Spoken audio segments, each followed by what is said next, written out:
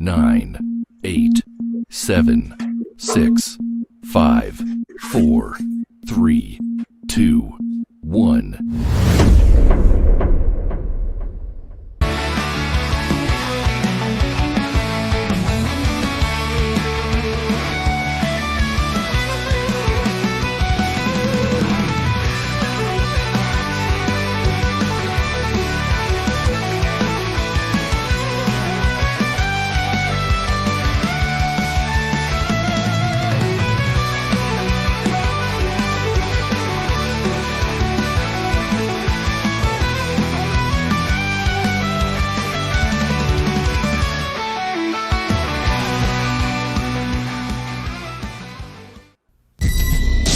A haunted ship. I'm getting some really strange readings in here. A missing crew. This place is a tomb.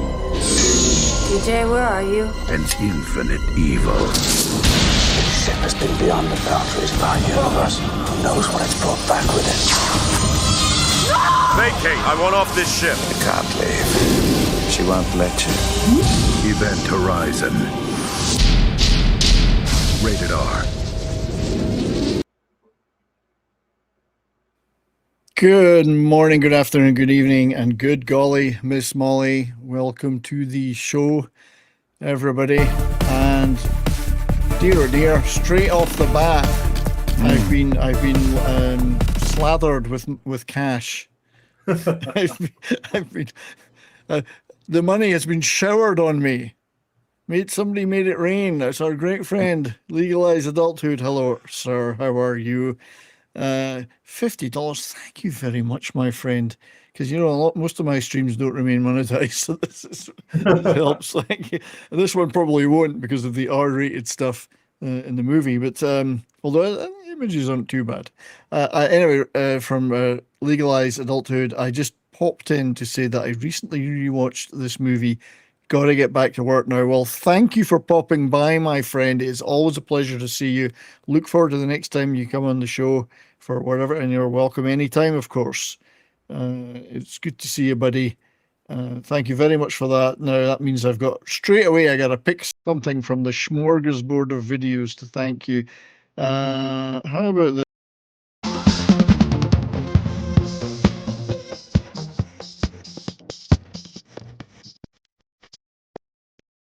I thought I'd retain that one from last week. I'm about to say, wasn't it gay enough last week?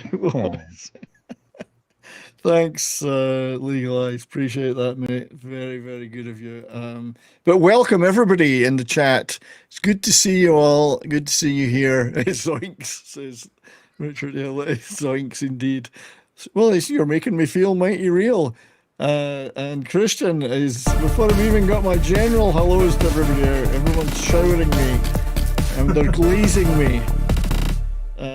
Christian, our great friend Christian, who's also obviously welcome on every show as a contributor and panelist, $5 from Christian on one of his 2 membership accounts.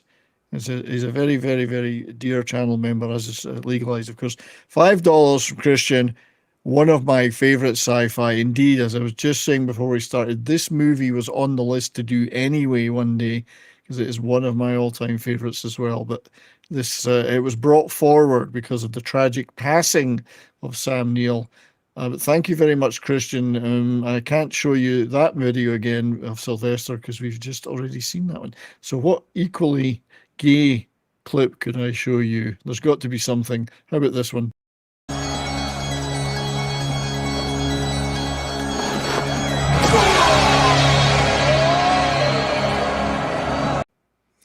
The gender check.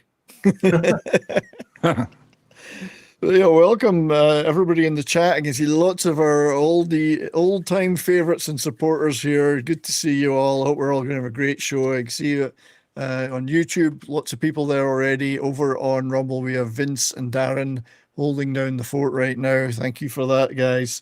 And if anybody's watching on Twitter, welcome to you too. But joining me on the panel are my dear friends. And I mean that most sincerely. Pope Metallicus, how are you, sir?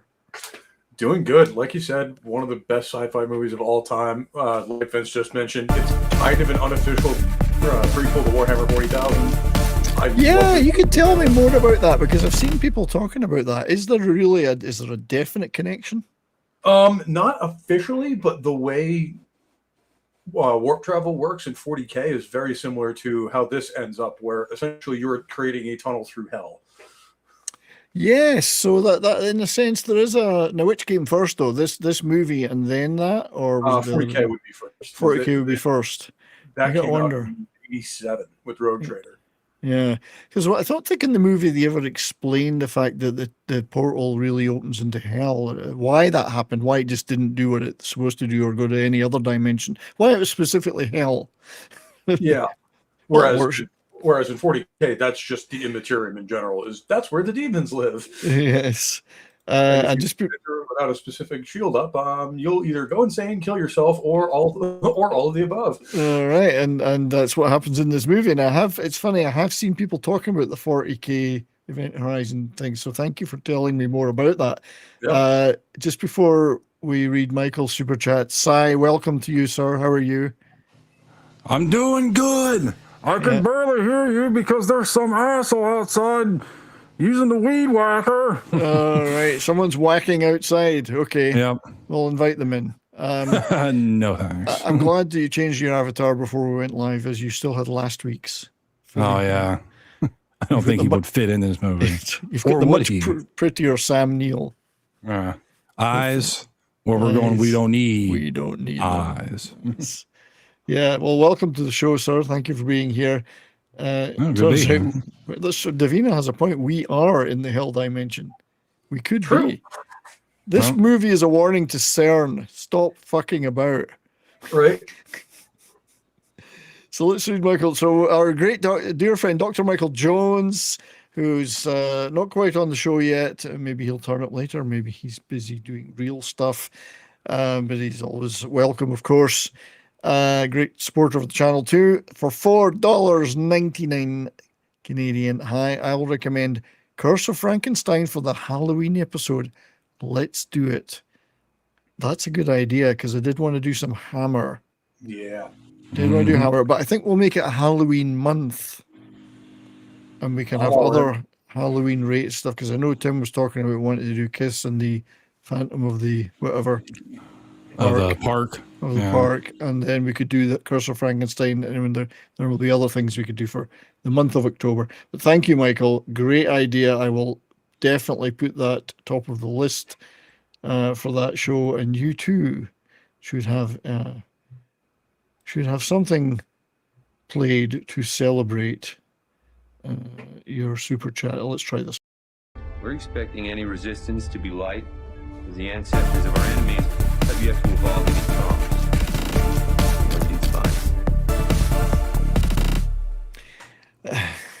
And just breaking news, another super chat from our dear friend Joe, who for family reasons can't make it today. We're all thinking about you, Joe.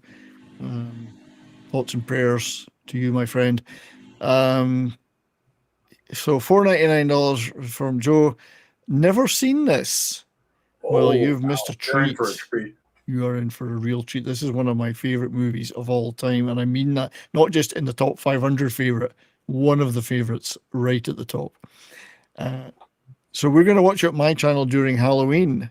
Good choice, because it's really a cosmic horror rather than a sci-fi. Yeah. And I'll be back next week. Enjoy the stream, folks. Yes, well, we'll look forward to seeing you. Seeing you next week, Joe. Take care, you and the family. Thank you for that. And you too, of course, will get the obligatory video.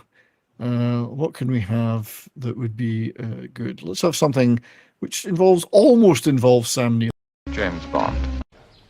I'd like, Give me a ping, Vasily. One ping only, please. You think you're pretty smart, don't you, Trebek? There's at least 2 Sam Neill links in that. Anyway, thanks, Joe. So yeah, hey, here we are today to first of all, we will be talking about Event Horizon in the back half of the show, at the back end, the rear end of the show. So before that, we are obviously wanting to celebrate the life of, because I don't like to mourn too much the passing in a sense. Rather, I like to celebrate the life and everything that we got out of it as moviegoers and TV watchers. Sam Neill, rest in peace, Sam. 1947 to 2026. I couldn't believe he was 78. Yeah, I didn't realize he was that old. I thought he was in his 60s, maybe. I know. Really 78? My He looked God. good for his age.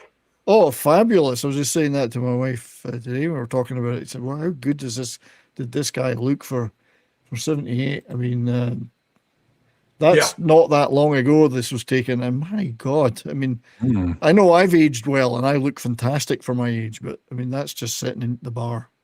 He set the bar. I mean, that was the same thing with Chuck Norris, where like he was 80 years old and he looked like he was 60. Well, exactly. It's the weirdest thing. So it was always in the monkey glands are obviously working. What's that stuff? The adrenochrome. Yeah. What a wonderful guy, though. So very versatile, very charismatic, and charming. 5 decades of movie, which I didn't realize. I mean, 5 decades of movie making. And from everything I've ever heard from everyone who's met him, he is an absolute sweetheart. Oh, and seems was like a great guy to work with, great guy to talk to. Yeah, he never saw any shit coming out of him. He loved his farm and animals, and he was very much a gentleman, an old school gentleman. From everything I've heard and in interviews, he was so charming.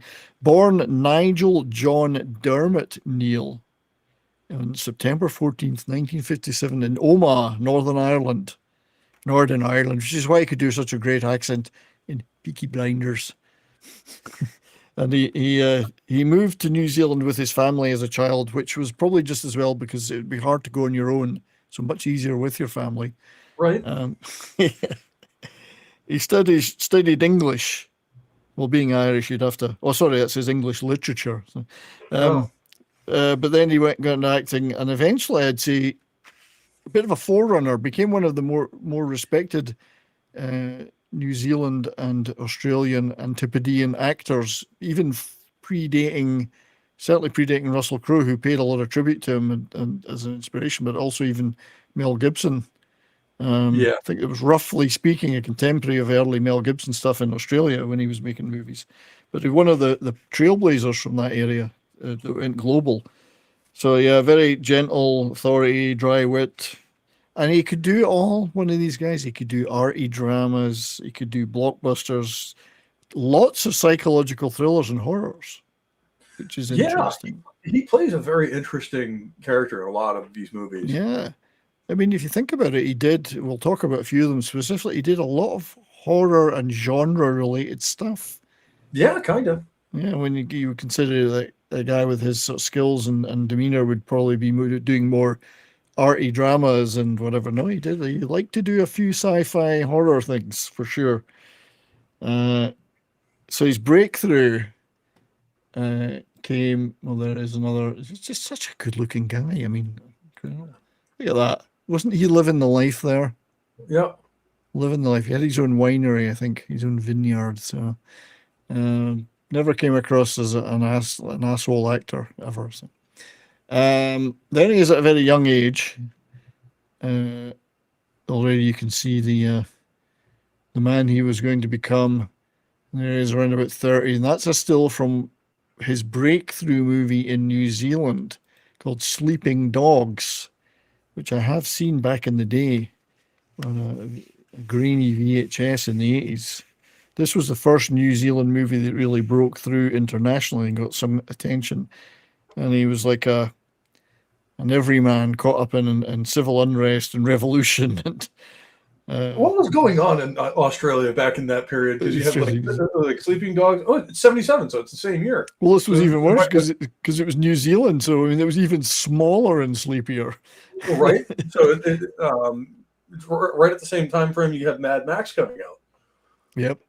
So, Jesus, what was happening in Australia back then? I don't know. They'd finally got electricity and a telephone, I think.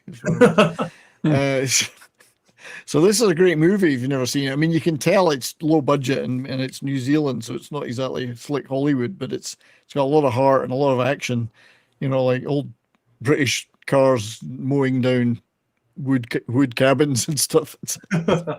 So there's a lot. I've got some very small clips from stuff. Today was difficult to clip things because everything was getting claimed. But here we go.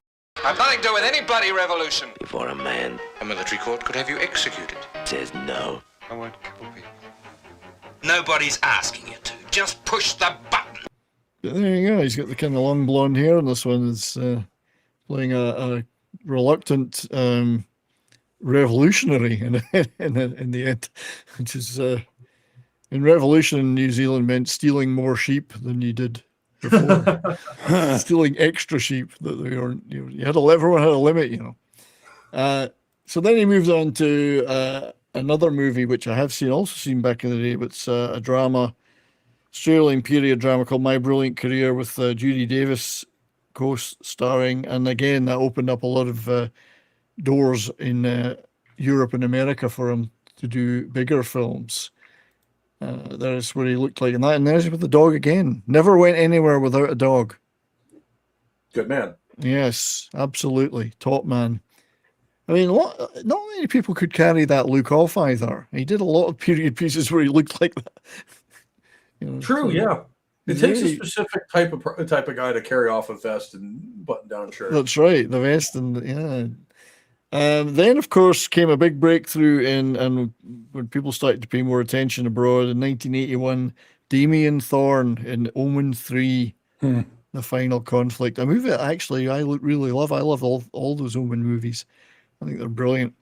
And he plays the grown-up Damien.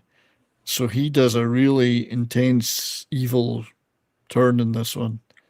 And then we have also got a little, well, I'll just move on. There he is. I'm not quite sure what he's about to do with that, but I'm pretty sure someone's going to regret it. And he rocks a tie really well. He rocks a tie. So let's play a little bit. I managed to get a little more of this before it got claimed. Yes, Mr. President. I just appointed Mr. Damien Thorne as our new ambassador to the court of St. James. Damien Thorne is 32, attractive, brilliant, charismatic. To the modern world, he brings a purpose, a vision, a destiny. He's one step away from the most important position on Earth. Disciples of the Watch, I stand before you in the name of the one who was cast out from heaven, but is alive in me. So, I must add the Omen trilogy onto the list of movies too. Maybe we could do those at Halloween. Yeah, I mean, I would love to. Oh my God, yeah. I love the first one. David Warner gets cut in half with the big pane of glass. Yep. What a way to go. Then he did another horror movie, Possession, which I must admit I haven't seen, but it did get a lot of attention at the time. I do like the poster. Gee, I wonder why. It's art, people. It's art. Get your naughty thoughts to yourself. And as you can see, he put in a pretty intense performance in this one. If you look at the clips. I didn't think we'd need the Mad Mardigans for this stream, but here we are. Oh, there's a couple of them later. Trust me. True, yeah. Even Event Horizon had some boobs.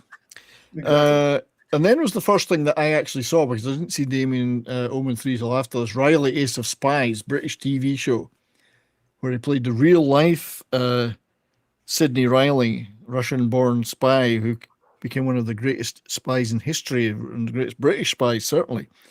I mean, beautifully played by Sam Neill. This made him a bit of a star in Britain. But this guy, Sidney Riley, he actually nearly overthrew the Bolsheviks.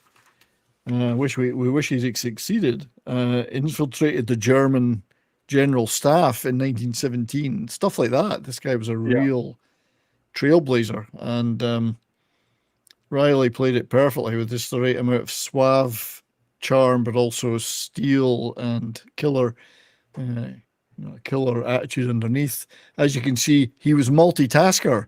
He could do two things at once.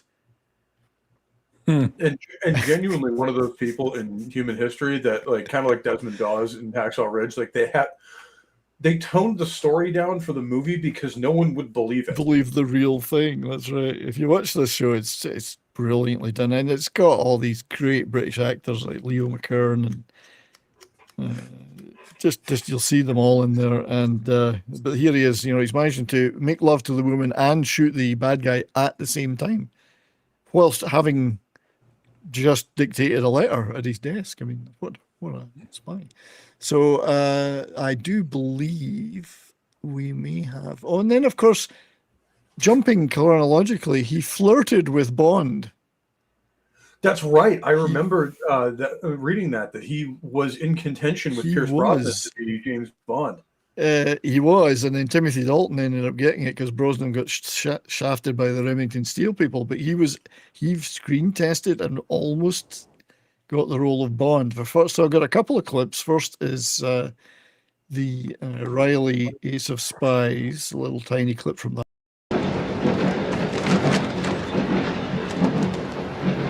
They will call him a patriot and died for his country. On the contrary, Basil, he was a socialist who believed the bayonet was a weapon welcome in jail. I love the fact he didn't like socialists. Riley did also, not like it seems like that you can see why he was in contention for Bond. He had that suave, debonair swagger about him. Yeah, but he also had the underlying ability to, as you see in Event Horizon and other movies, for him to be as like there's a hard guy under there too. Oh yeah, can turn nasty, which is great acting. This is his Bond audition. Bond always had. Yeah, this is his. Looked at it. Well, exactly. This is his Bond audition, and the an interview did about it on Australian television not that long ago.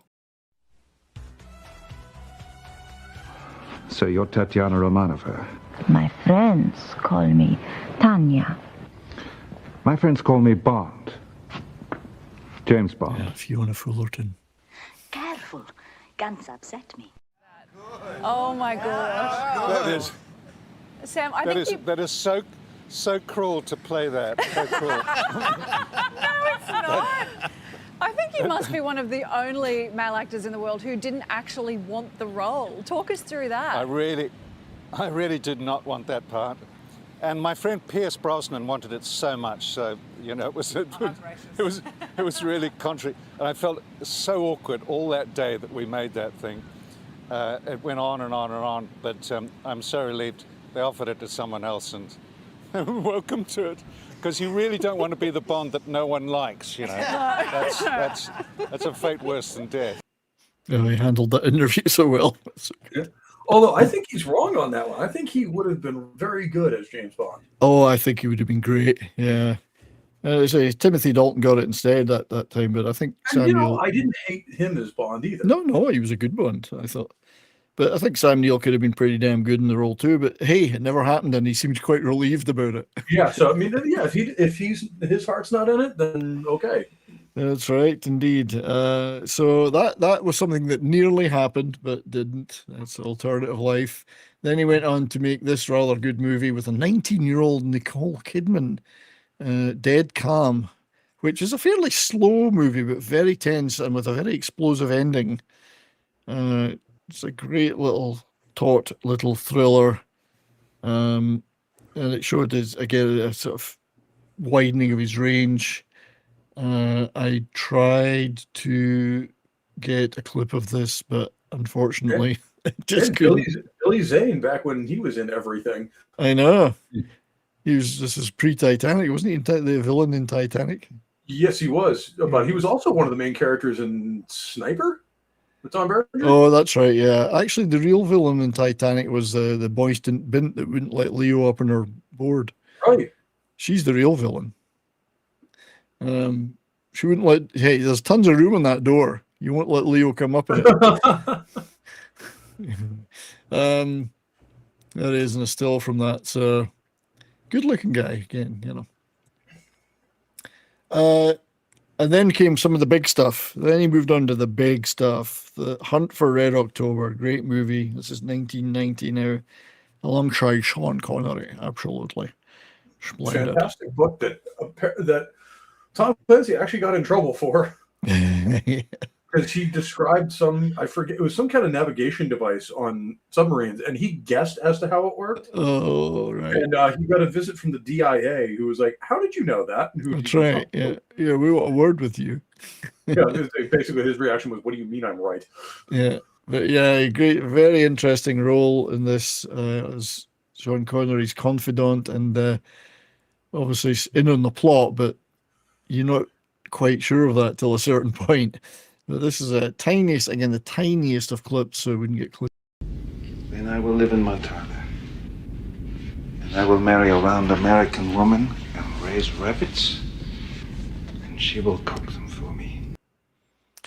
Something to aspire for, really. I mean, right? The man's not wrong. He's not wrong. The raising the rabbits is a bit weird when you're in one day. You could raise cattle or sheep, but hey, each to their own. But the big round woman part.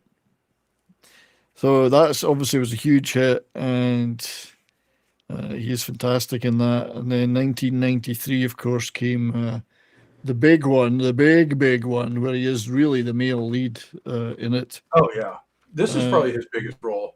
Oh yeah, skeptical paleontologist. The really funny part is my dad took me to see this in the theaters when I was like 7. Yeah.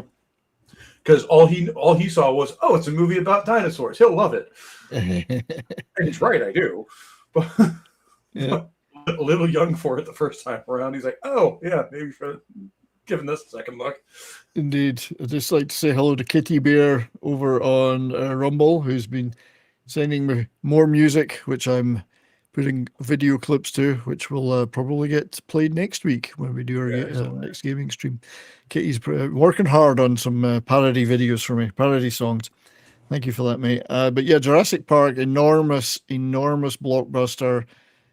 His Dr. Alan Grant was a role that kind of made him really famous. And if you think about it, it's a great arc he's got, because he starts out as doesn't like kids. He's pretty skeptical. He's a bit of a academic snob in a sense, a little bit. And then by the end of it, he's, come around completely, likes the kids, much nicer guy, blah, blah, blah. He's got an arc. He has to play. Not so big a fan of the dinosaurs. Not so big a fan of the dinosaurs. I mean, but you think of the acting he had to do. That shot where he first sees them, because he's not seeing anything. He's looking off at a green screen or a camera or something. And that's the incredible part with that scene is the acting. Yeah. They're all reacting very realistically to something that isn't there. That's right. I mean, that's good acting, yes. So, and he played the role a couple more times in those movies, but it made him a big star, I think, in a sense. And it's still a great, I still love Jurassic Park.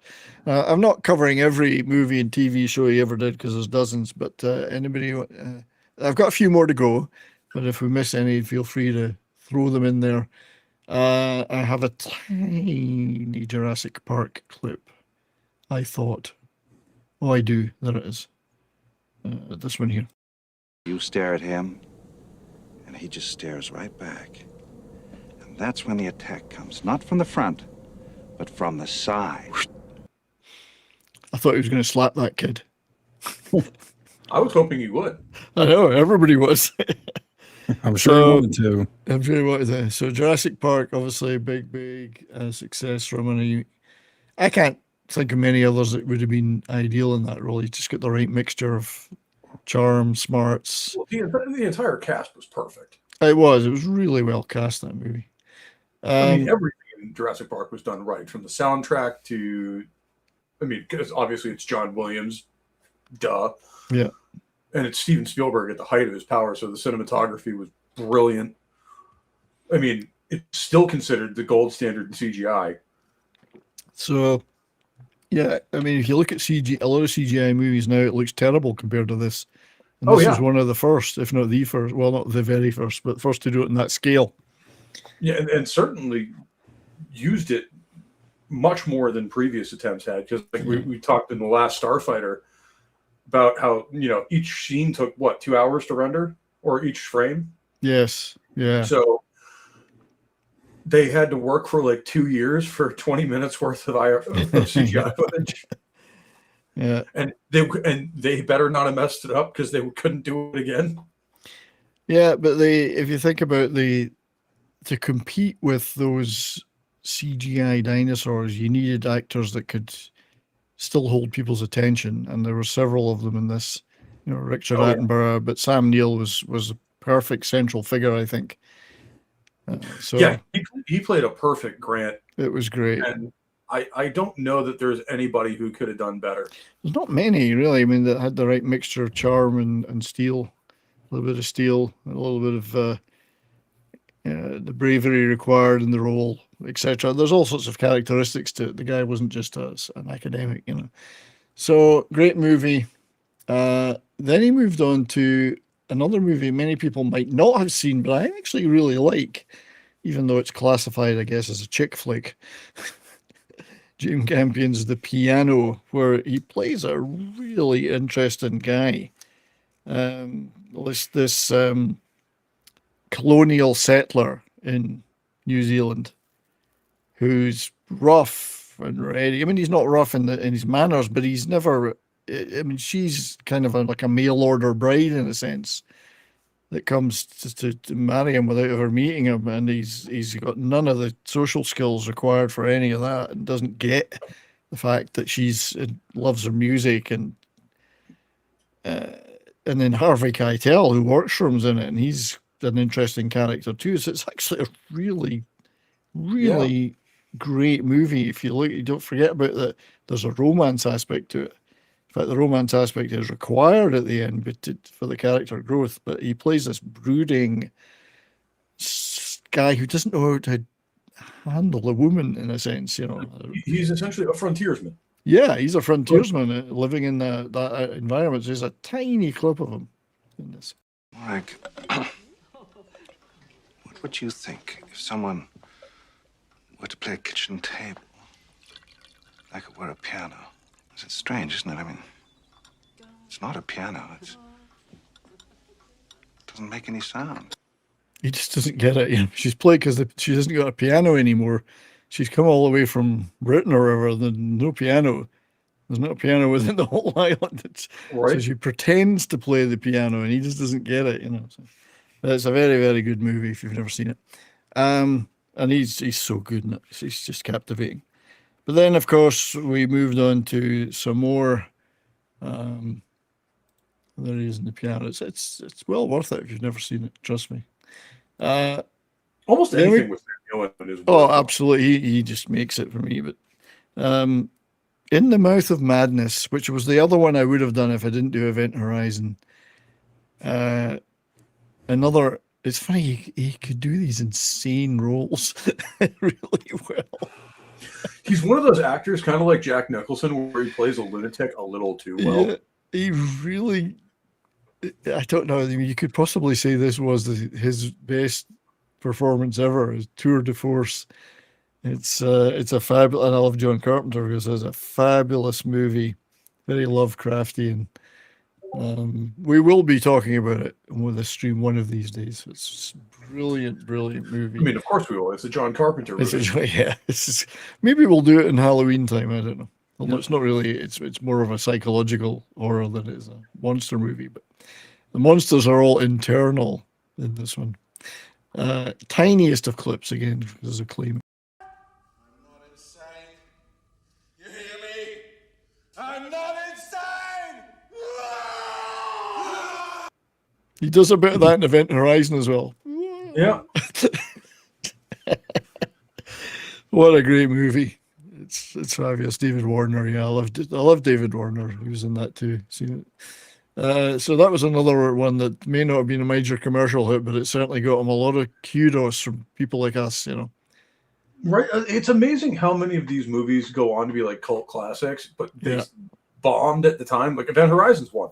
It didn't do well at the box office. If I remember right. It did not, and but everyone I've seen it loves it. Yeah, I mean, I've loved them right from the start, and I think they deserve more. But hey, we've got them, and we like them, and they're great movies, and they'll be regarded as such long beyond some of the big hits of But it's just interesting that like a lot of the movies from this era, that Event Horizon and Starship Troopers, all that stuff, like everyone loves them now, but apparently at the time they got dissed by the critics or whatever, and did not do well in the theaters. That's right. I don't know if people just didn't get them at the time, but almost immediately they became cult hits. I mean, these are In the Mouth of Madness and Event Horizon will always feature my top. Oh hell yeah! 25 movies of all time, somewhere in there, higher or lower depending on the week. Talk about Starship Troopers. I remember going to a late night like sci-fi marathon at a theater, and they had played that movie, and that scene where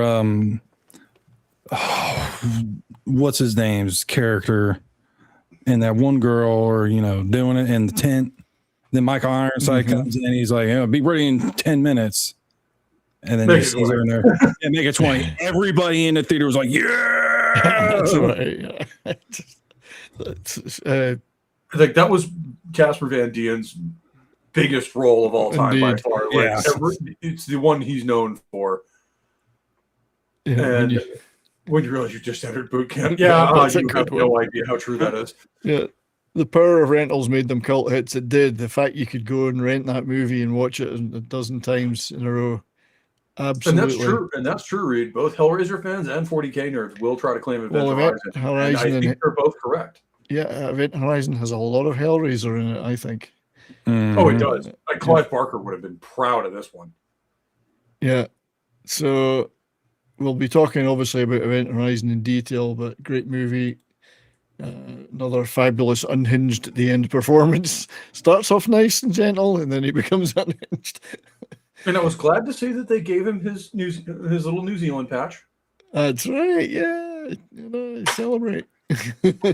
And then it came a movie that I really enjoy. If you've never seen, I don't know why I enjoyed this movie so much. The Dish from 2000. It's a really good comedy about a dish. Satellite. Although speaking of the moon landing, today is July 20th. That's true. Yes. So it's a happy moon landing day. So it's the anniversary of the CIA faking the moon landing. Yeah, that's right. I'm just kidding. So yeah, if you've never seen The Dish, it's a really, really nice little comedy. Check it out. Great movie. And then a movie I've never seen, but I've heard people talking about a lot, which is Titi Waititi, or whatever his name is. Taika Waititi. Hunt for the Wilder People. It's meant to be a pretty damn good movie, but I've never seen it. So if anybody out there has seen it, let me know if you think it is worth it, because I might watch it. I've heard the same things, but it also has Taika Waititi in it. So. Well, indeed. So that was kind of that's why I probably didn't bother. What year was this movie? 2016. 2016. Yeah. So that was before Love and Thunder. So it was. Maybe. So it supposedly is okay, and he's a kind of a grumpy uncle in it. And farm guy. Never goes anywhere without a hunting dog. Good man. That's true. He's had it grafted onto him. Snorty. Token woke titty. I like it. Titty. I like that. That's good. Take a ye titty. But anyway, it's supposed to be good. I might watch it now. Then I did a couple of TV things. And obviously, as I said, we can't talk about everything, but we've got Merlin, which was pretty damn good. Possibly, yeah, and look at the cast list here: Martin, Rutger Hauer, John Gielgud, yeah. And Sam Neill did a perfect job as Merlin. Oh yeah, and it's great. It was from Merlin's point of view, and he played a really interesting Merlin. He was actually he had a sort of romantic edge to him, It was really nicely done. And probably the second best telling of the Arthurian legend next to Excalibur. Is that Martin Short in the bottom right? I think it is. Well, so I didn't know the Green Goblin was in this movie. Is it Martin Short or is it Zendaya? I can't quite tell from here. So Merlin, check that out. That's available all over the place. I like the outfit too. It's really good. I mean, it's this I remember being absolutely spectacular. Oh yeah, it was good. I enjoyed it very much. Saw it on That TV. needs to Yeah. come back as like TV miniseries that were just excellent. You know, like this Shogun. Yes, they still made good TV up to a point. You know. The Dune miniseries that they did. What was that? 2000. Yeah. There's around about then, I think. What's the other, Pillars of the Earth, things like that. Oh, There Pillars of the Earth was fantastic. they just used to churn that stuff out, and it was great. Like, not to mention Ken Follett's another one of my favorite authors. Oh yeah, yeah. Oh, me too. Absolutely love Ken Follett. And then more recently, Peaky Blinders, which he was in season 1 and 2 of, which I think are the best two seasons. I'll have to give it a look. First two seasons are great. It kind of falls off a bit after that, I think, because it gets a bit ridiculous. But he plays the Northern Ireland. He got to do his Northern Ireland accent. Nice. Maybe remembered as a kid. I don't know. He played the Major Chester Campbell, who came in to try and break the Peaky Blinders up. And I have the very merest clip from this to play. Everything else, anything longer than 9 seconds was getting claimed, but he makes this brilliant speech when he's first introduced in the show. A three-headed beast. It is my job to decapitate each one, and by God, I will do it. Brilliant. And that accent was spot on, I have to say. Well, my personal favorite speech from the whole series is one I've seen the clip of just, no fighting. No fucking fighting. Yeah. It wasn't a bad show to start with. And I love the theme music, which is Red Right Hand. Okay. What's the Australian boy's name? Nick Cage. It's really good. So there it was. I mean, he had many, many other great things, and I'm sure lots of people in the chat have seen a lot of the other things he was in. Here he is with his dear friend from decades, Brian Brown. Yeah. They were very close friends. So he was particularly cut up by his passing. He had, and like he said, apparently him and Pierce Brosnan were very close.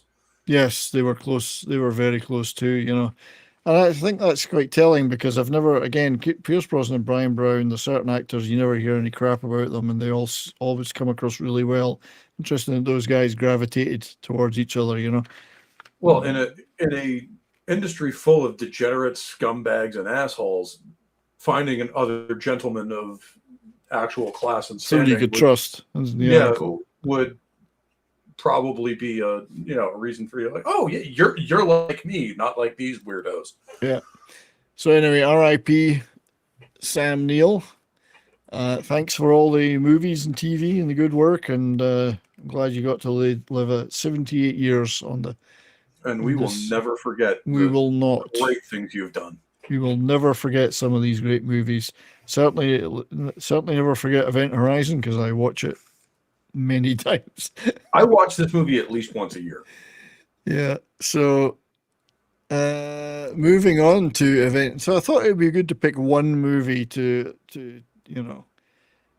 focus on out of his career, rather than just giving a long retrospective. I thought shorten the retrospective, then go into one of his crowning achievements, which is for me was Event Horizon. So let's get started. This is certainly one of his best roles in an original setting. Oh yeah, and again, Jurassic Park doesn't count as original because Michael Crichton wrote the novel. So let's talk about this. And the artwork it comes out for this, the posters and everything were fantastic. I mean, look, that's the cover of the 4K that I've got. That's the 4K cover. That's kind of another connection to the 40K thing, is like, because the ship itself kind of looks like a Gothic cathedral. It was designed to look like that, apparently. Well, but that's also a thing with Imperial ships, is they're designed to look like Gothic cathedrals in space. Yeah. So it's kind of one of those, like, like there's a lot of connections here. Indeed. Interstellar Gaming must have popped by on Rumble. Check those guys out. Great guys over at Interstellar Gaming on Rumble. Thanks for being here, buddy. Hope everybody's still enjoying the show. As I say, great artwork. That's the 4K I've got. You've got a different cover in your 4K, Si, I think. Yeah, I got the. Let me go grab it real quick. Yeah. But yeah, such great artwork. That There's so many covers for this movie, and they're all fucking bangers. Oh, they are. Actually, that might be the one I have. And yeah, Soul Assassin, the director of this was a big fan of Warhammer 40K. Yes, that's right. So that's the one I have. Sorry, not the other one. There we go. This is the one I have. Well, let me just see. Hang on, I got to get my mouse to work. Get it to work. How can I embiggen you? Oh, there you go. That's it. I was clicking on the wrong thing. So that's your cover, yeah. That's yet another cover we haven't shown, and it also kicks ass. I love it because it goes into the skull. Yeah, that's fucking awesome. It's a great looking ship as well. Oh yeah. I mean, this design team knew what they were doing. Bit of a glare, unfortunately, but that's the one I've got with the slip case and then the big. I love the fact they've got him pulling his eyes out in the middle, inside the gateway, and then the gateway itself is in the eye. Yeah, inside the cornea of the eye that's formed by the drive. The gateway. So that's and on the back is the ship itself. Mm-hmm. Love it. It is wonderful stuff. So so that always enjoy looking at the different artwork when I do these shows, and this one had a lot of great stuff. There's a French one with a similar La Vasseur de Léo. I don't even know how to pronounce that. Christian would have to be here. It takes a lot for me to compare something to Alien. This is up there, and if not better than Alien. Well, think about it. Cosmic, if you call cosmic horror, which is kind of like horror in space, you've got Alien, you've got this. What else have we got? There's a Solaris. I mean, there's a Friday the 13th movie that happens in space. That's true. Well, that's cosmic. It's the one we don't talk about. Yeah, I'm sure there's a few others that people will mention. Some more will come back to me as I think of them, because there definitely was more. That's actually not true. Space Hulk actually predates Tabletop 40K. I do know. I did not know that. I'm trying to think. So you have Rogue Trader, which was kind of setting up the setting of Warhammer 40,000, and then Space Hulk came out in, I think, 88. And then you got essentially first edition 40K in 1990. Dead Space as a game does have elements of yes. This movie influenced Dead Space heavily. Yeah, Life Force, although a lot of it takes place on Earth, could be considered cosmic horror. Planet Terror. I guess, yeah, and we've covered that movie. Hell, even for Forbidden Planet has an element of that. Yeah, it's an interesting subgenre. You know, it's like sci-fi. Yeah, space sci-fi with horror in it. Yeah, Solaris was one I mentioned. Is like you say, an underutilized genre. Yeah, because you're trapped in space. Yeah. No one can hear you scream. So where did this movie come about, and how did it come about? Well, actually, there's the quad. See, I always like the British quad posters because you get more the girth of those posters. Oh. They're very girthy. And again, it goes so hard. Infinite space, infinite terror. That's a tagline. I mean, that's a poster you want on your wall. That's a poster I think I had on my wall at one point. I like the scale of the Lewis and Clark against it. It's tiny, tiny little thing. Because the Lewis and Clark is not a small ship. It's not, but then you see the gigantic size of the event horizon. So this movie began with a writer called Philip Eisner who was watching The Shining and he thought, I'd love to see The Shining, but set in a big spacecraft. No relation to Michael Eisner. No, I don't think so, no. And he pitched it to Paramount as haunted house story in space and got Lawrence Gordon and Lloyd Levine to produce it, greenlit the script. And he liked stuff like Lovecraft. And it shows. He was also grieving his father's death while writing it. So if you think about that and think about where Sam Neill's character grieving his wife. Yeah, I mean, the more you know about the guy who wrote it, the more it starts to make sense. Yes, so that's, I mean, and this was pretty much his crowning achievement because he didn't do much else. He did, and sorry, I don't have another, but he did a Firestarter show for Sci-Fi, and then the Mutant Chronicles movie from 2009, which I've seen. And he had done a couple things before this too. Yeah, but not big. You know, there were never big stuff. So this, to me, is his crowning glory. This writer. Now, the director they brought on board, we have to thank Kurt Russell for this. Because as we talked about in Soldier, because Kurt Russell wanted to take 18 months to get his body in shape for Soldier, Paul W.S. Anderson was kicking around. They wanted him to do something in between while he's waiting for Kurt Russell. So they went, Event Horizon. Yeah, do you want to direct this Event Horizon movie? And he'd just done the Mortal Kombat. And he said, well, yeah, apparently I've got 18 months spare. I mean, look at that trio of movies just in itself. He directed the first Mortal Kombat, also the good one. Yes. Soldier and Event Horizon in a row. Not bad, really. Not bad. That's insane. You see, there's a good point from Davina. Event Horizon really does seem like a one-off. I mean, you could theoretically make a sequel because you've got two characters, spoiler alert, two characters left alive at the end. And like I said, it is sort of an unofficial prequel to Warhammer 40,000. Yeah. So let's concentrate on Warhammer 40,000. It'd be nice if they could reference backwards to somehow to Event Horizon in that movie. Well, they wouldn't do that because a lot of things from, they call it the Dark Age of Technology. Yep. Very little is known about that time period, and that's one of the coolest things with 40K is that we know it all happened, but you know nothing about it because very little records survive. Yeah. So I don't. It's kind of one of those like it's this mythical age that we don't talk about. Yeah, exactly. So I don't want to labor on Paul W.S. Anderson. We talked about him a lot during Soldier. He also did Resident Evil. Multiple Resident Evils. Yeah, I think, didn't he do all of the first three? I don't know if he did the second one. I know he did the first and the third. I think he did all three. He may have, and I think he's come back to do another one since, didn't he? I can't remember. I've only watched the first three. I don't know about any later ones. But I've only seen the first three. Yeah.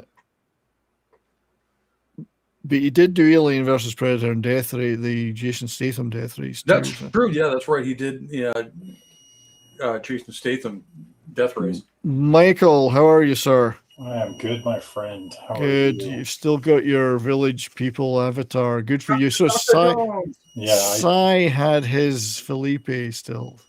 So I want to add one thing to something I heard a couple of minutes ago. When it comes to quintessential space horror, I know there's some levity in the movie, but this movie scared the shit out of me when I was a kid. The Black Hole. I mean, we've done an episode on the Black Hole. 1979's The Black Hole. Maximilian, like the last 5 minutes of that movie. Yeah. Well, there's a lot of horror elements. Right Disney went hardcore on that one. When you see Maximilian's shell, if you know what I'm referring to. Yes, indeed. I mean, you think of that psychologically for a kid, and I guess you could see some parallels between those two movies, right? Event Horizon and The Black Hole. There are some, parallels. Portal to hell type thing. Yeah, that's a good point. I hadn't thought of that. I had not thought of that. But you're right. The ending of The Black Hole, where Maximilian Schell fuses with the robot or whatever it is he does. Right. In this kind of, it's meant to be almost going into kind of a hellish world. That's a great point. And we did do everyone that hasn't seen that stream that we did on the Black Hole, go back and check it out. It was fun. I mean, the thing that sticks out with the Black Hole that, with Event Horizon is it's not just the ending. It's like, he lobotomizes his whole crew. Mm-hmm. There's the mystery of the Cygnus. I mean, that movie's, minus the campy robots like Bob and Vincent was the other one. I mean, you take that out of it, it's a pretty Maximilian. You're right. He did zombify the entire crew. Maximilian. Once you take out some of the more kid friendly stuff, like that movie gets dark. Maximilian is one of the most scary robots on the planet. I mean, you talk about certain robots, they're either campy like Saturn III, but Maximilian, I feel, would do well in a movie like Event Horizon. Maximilian was a brilliant, but I mean, it was kind of a campy film, a schlocky film. Well, because it had to be. It's Disney, but it was the first Disney PG-13 movie, wasn't it, or the first? No, it was PG. But PG. But if you look at the movies that came out, like Black Hole, Tron, like in that period, it was just. Although, if you were a sci-fi fan in this period, Disney movies in general were it. I mean, you had in 1979 alone, you had Alien, The Black Hole, right, and Star Trek: The Motion Picture, all in the same year. Well, that's why. If you, I mean, I don't want to like get off track, but if you look at even Star Trek: The Motion Picture, that's the darkest film out of the 7 of the original, because you got that transformer malfunction. That's That's the most disturbing part of any Star Trek series or film, is that transformer. Yeah, that's the only time they've ever shown it too. They didn't even show it. It was more of the comment afterward where he's like, "Oh, what we got back didn't live for long." I'm like, "What the fuck?" Oh, that's right. There is a version of the movie where they do show it. Oh my god, I don't want to see that. Scrambled egg. Yeah, but anyway, it's as horrifying as you Actually, think. so Soul Assassin mentioned Black Cauldron. That's another legit movie. Yeah, right? But I mean, there was something to be said about, like, I'd say from the mid 70s to the mid 80s, there was some pretty, my one knock on Life Force is I feel like the most interesting and frightening part is when they're on the shuttle and the discovery. I wish they would have spent more time, that's, with the horror of what the hell is this? What are we finding here? You just see the crew torn up and like, what happened? I know that there's a lot left unsaid, but so anyways. In Search of Tomorrow was a great documentary, 5 or 6 hours worth, which I joined the Kickstarter for, and it's about 80s sci-fi. It's got everything, every movie they talk about. It's awesome. Just check that out if you want to see some good stuff. But thanks, Michael, for pointing out those similarities, which I had not thought of. Yeah, I just wanted to throw in my 2 cents. Either, but there is a lot of overlap there. Yeah. Right. So anyway, Anderson didn't want to do another Alien clone, which the script had kind of leaned towards a bit, the original script. But he wanted to do the more gothic haunted house in space thing. So Shining, The Haunting, which is a great movie. And as we mentioned earlier, Hellraiser was a big influence on him. So you can see a lot of Clive Barker's work in here. And that idea of being in another world, being tormented in another world. Mm-hmm. And also Solaris, which is heavily, mental, psychological. This is the original Russian one by Tarkovsky, of course, not the George Clooney remake, which was okay, but Solaris is a slow burn. Slow movie, though. Slow movie, yeah. So that's kind of what he was aiming for, and he redesigned, as you mentioned, Hope, he redesigned the Event Horizon ship to look like a dark cathedral based on Notre Dame as well. Yep. So like that's I said, it's basically a gothic cathedral in space. When you look at some of these scenes from the movie, there's a lot of. I mean, the Sam Neill with the blood and the cuts reminds you of Hellraiser, doesn't it? Really, it's. That's what I said. Why I said like Clive Barker's fingerprints are all over this, because some of the shots look straight out of Hellraiser. Yeah, this top right one has always been my favorite, if you want to call it that. Oh yeah. I say this. And you know what? Soul Assassin, you're not wrong. And for once, I'm not the one bringing up Motorhead. Yeah. All right. Motorhead, Hellraiser, yeah. So let's. The Event Horizon was redesigned to make it such a great ship. Oh, it's such a cool design. Oh, cool. And then you've even got the Lewis and Clark, which, as we said, ended up in the background in Soldier. And don't get me wrong, like it's a cool looking ship too, but it's a little more generic sci-fi. Yeah, this is a ship. The Event Horizon is unmistakable. I don't think there's another ship design like it in sci-fi. It's pretty neat. The closest is the Nebulon B frigate from Star Wars. Yeah.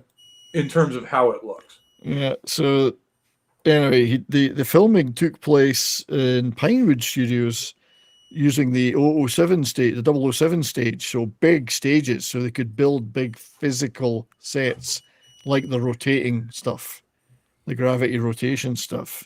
Yeah. So lots of great practical effects, like we saw in Soldier, of course, the revolving sets, and lots of. It allowed them to build claustrophobic areas you could go through that were claustrophobic, and it was just such a great set to be on. Cost a lot of money. And this was the cinematographer, Adrian Biddle. Adrian Biddle. That's a great name. That's the crazy part is this movie cost a lot of money. It did, $60 million. In fact, just before I go any further, I do have this. By the way, Adrian Biddle here was his first movie as a lead cinematographer was Aliens, but he had worked on Alien as a cameraman. Oh man! So this guy has worked on two. So he knew how to do cosmic sci-fi movies ever.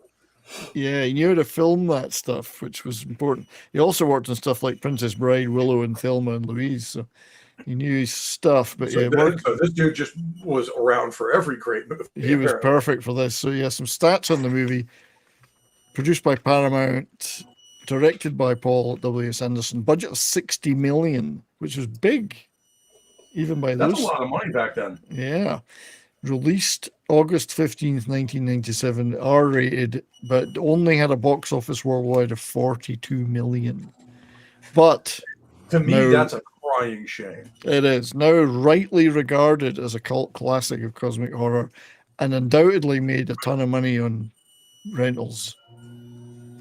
So its legend has loomed large since. Like that's the thing is a lot of these movies didn't get appreciated when they were in first run, but oh my god, in later years they'd be awesome. Well, I mean, it's interesting because I mean, you know, everybody nowadays talks about the schism between, you know, the audience and the critics. That's been going on for like 40, 50 years. Yeah, that's always been a thing. Yeah, I mean, like this movie, I just looked this up, and this movie has a lower Rotten Tomatoes score, critic score, than Leprechaun in Space. What the fuck? Well, Leprechaun in Space, diddly diddly diddly potatoes, is a classic, of course. Yeah, it should have. Didn't it win a Razzie? Probably. Hey, the Village People were the trailblazers when it came to Razzies. True. Yeah, they created the Razzies. So we got to get sets like this because of that money. Look at that. Oh, That's and it's such an iconic fucking set too. Like no other movie looks like this. The revolving rings on the gateway. The revolving concentric rings are just like nothing looks like. Oh, it's brilliantly done. It's so good. And that's because Anderson had a lot of creative freedom during the shooting and could say this is how I want it to be. And he also was very instrumental in the cast. He picked a lot of the cast himself, including actors he'd worked with before, like Jason Isaacs. A hell of a cast, including Jason Isaacs, Lawrence Fishburne, obviously Sam Neill. Like these are some of the top tier guys. So we'll be I mean, so nothing beats Paul Anderson's best film, Boogie Nights. No, I'm kidding. Oh, Boogie Nights. I know. Was that the same Paul Anderson though, or was that a different Paul Anderson? No, that's Paul Thomas Anderson. Still, and there's also an actor in here that's very famous, but not for his acting. What was that line at the end of Boogie Nights? Because you know who's in this movie is John Bon Jovi. Is he? Yeah. Where? He's the kid.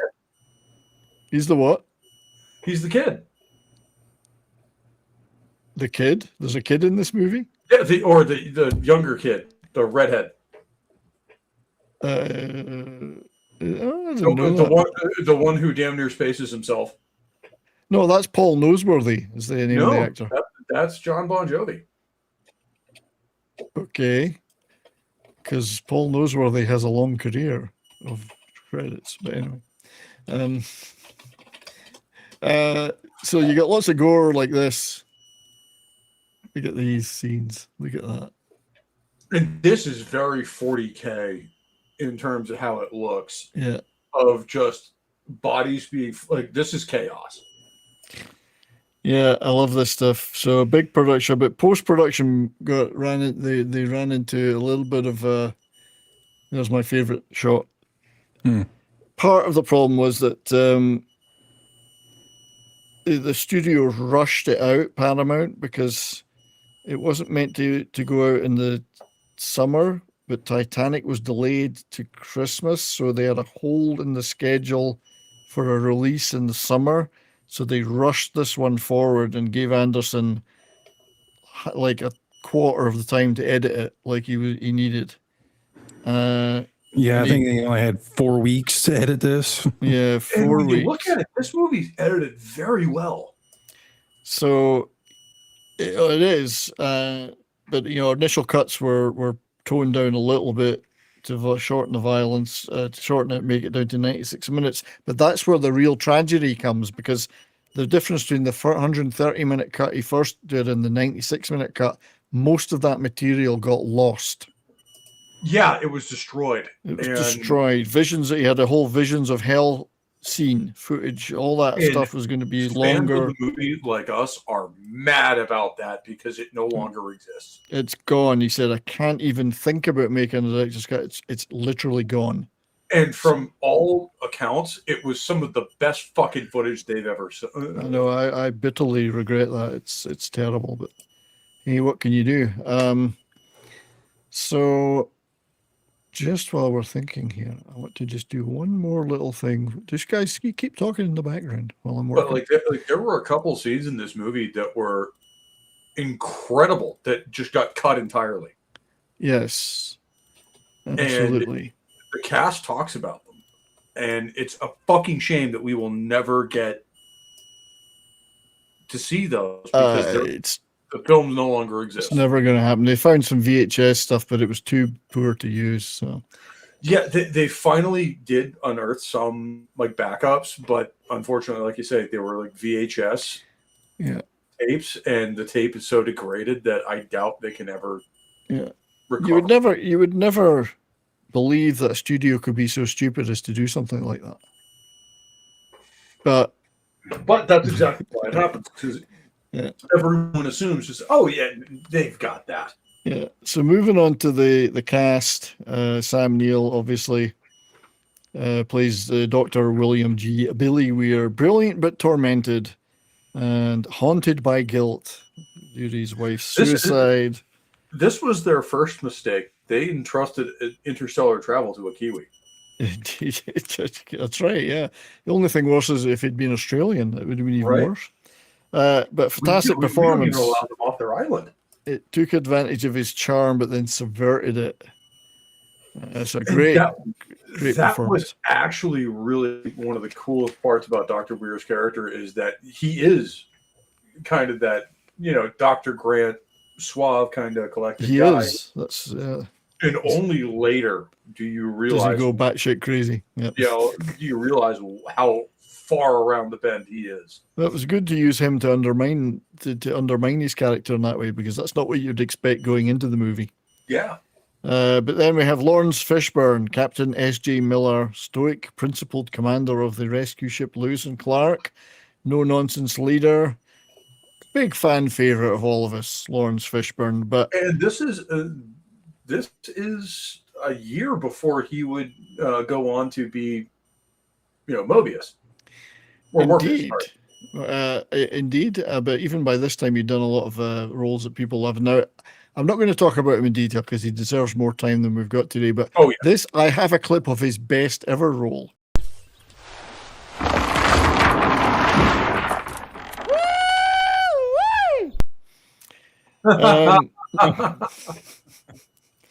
Cowboy, what was his name? And Paul Curtis. Herman. Cowboy Curtis. Cowboy Curtis, yep. in Pee-wee's Playhouse. That's got to be his best role ever, I would say. So, you know, I mean, if compare that to it belongs, Kirby Curtis belongs alongside Apocalypse Now and stuff like that. It's just That's got to be one of those roles where he's just like, I am extremely upset that so footage of that actually never exists. mention that again, ever. Now, Jason Isaacs is also, oh, there he is. Look at that. Look at that. And one of the greatest bad guys in cinematography history. Yeah. Well, Pee-wee Herman. But I want to know who played the cow. But when you look at Jason Isaacs' career, like he's played so many great bad guys. So we talked a lot about him in the Soldier Show. So time permit, there's not enough time to really go into it. But he plays DJ, who's the doctor, but has Latin translation skills as well, which comes in very handy. And we're not going to talk about his career because we don't have time. But we will play. We will have to do a show on him at some point. We will play the clip.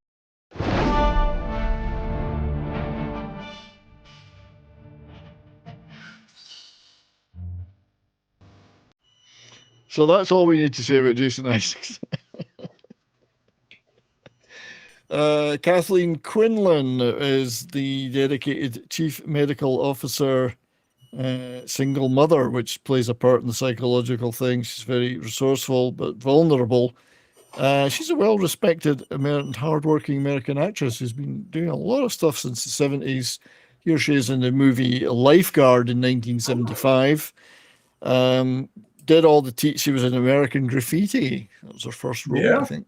And she did a lot of TV stuff, all the TV shows they all did. We have to do at some point. Oh, I love American Graffiti. Yeah. So Kojak, Ironside, she did all those shows. Played Marilyn Lovell in Apollo 13.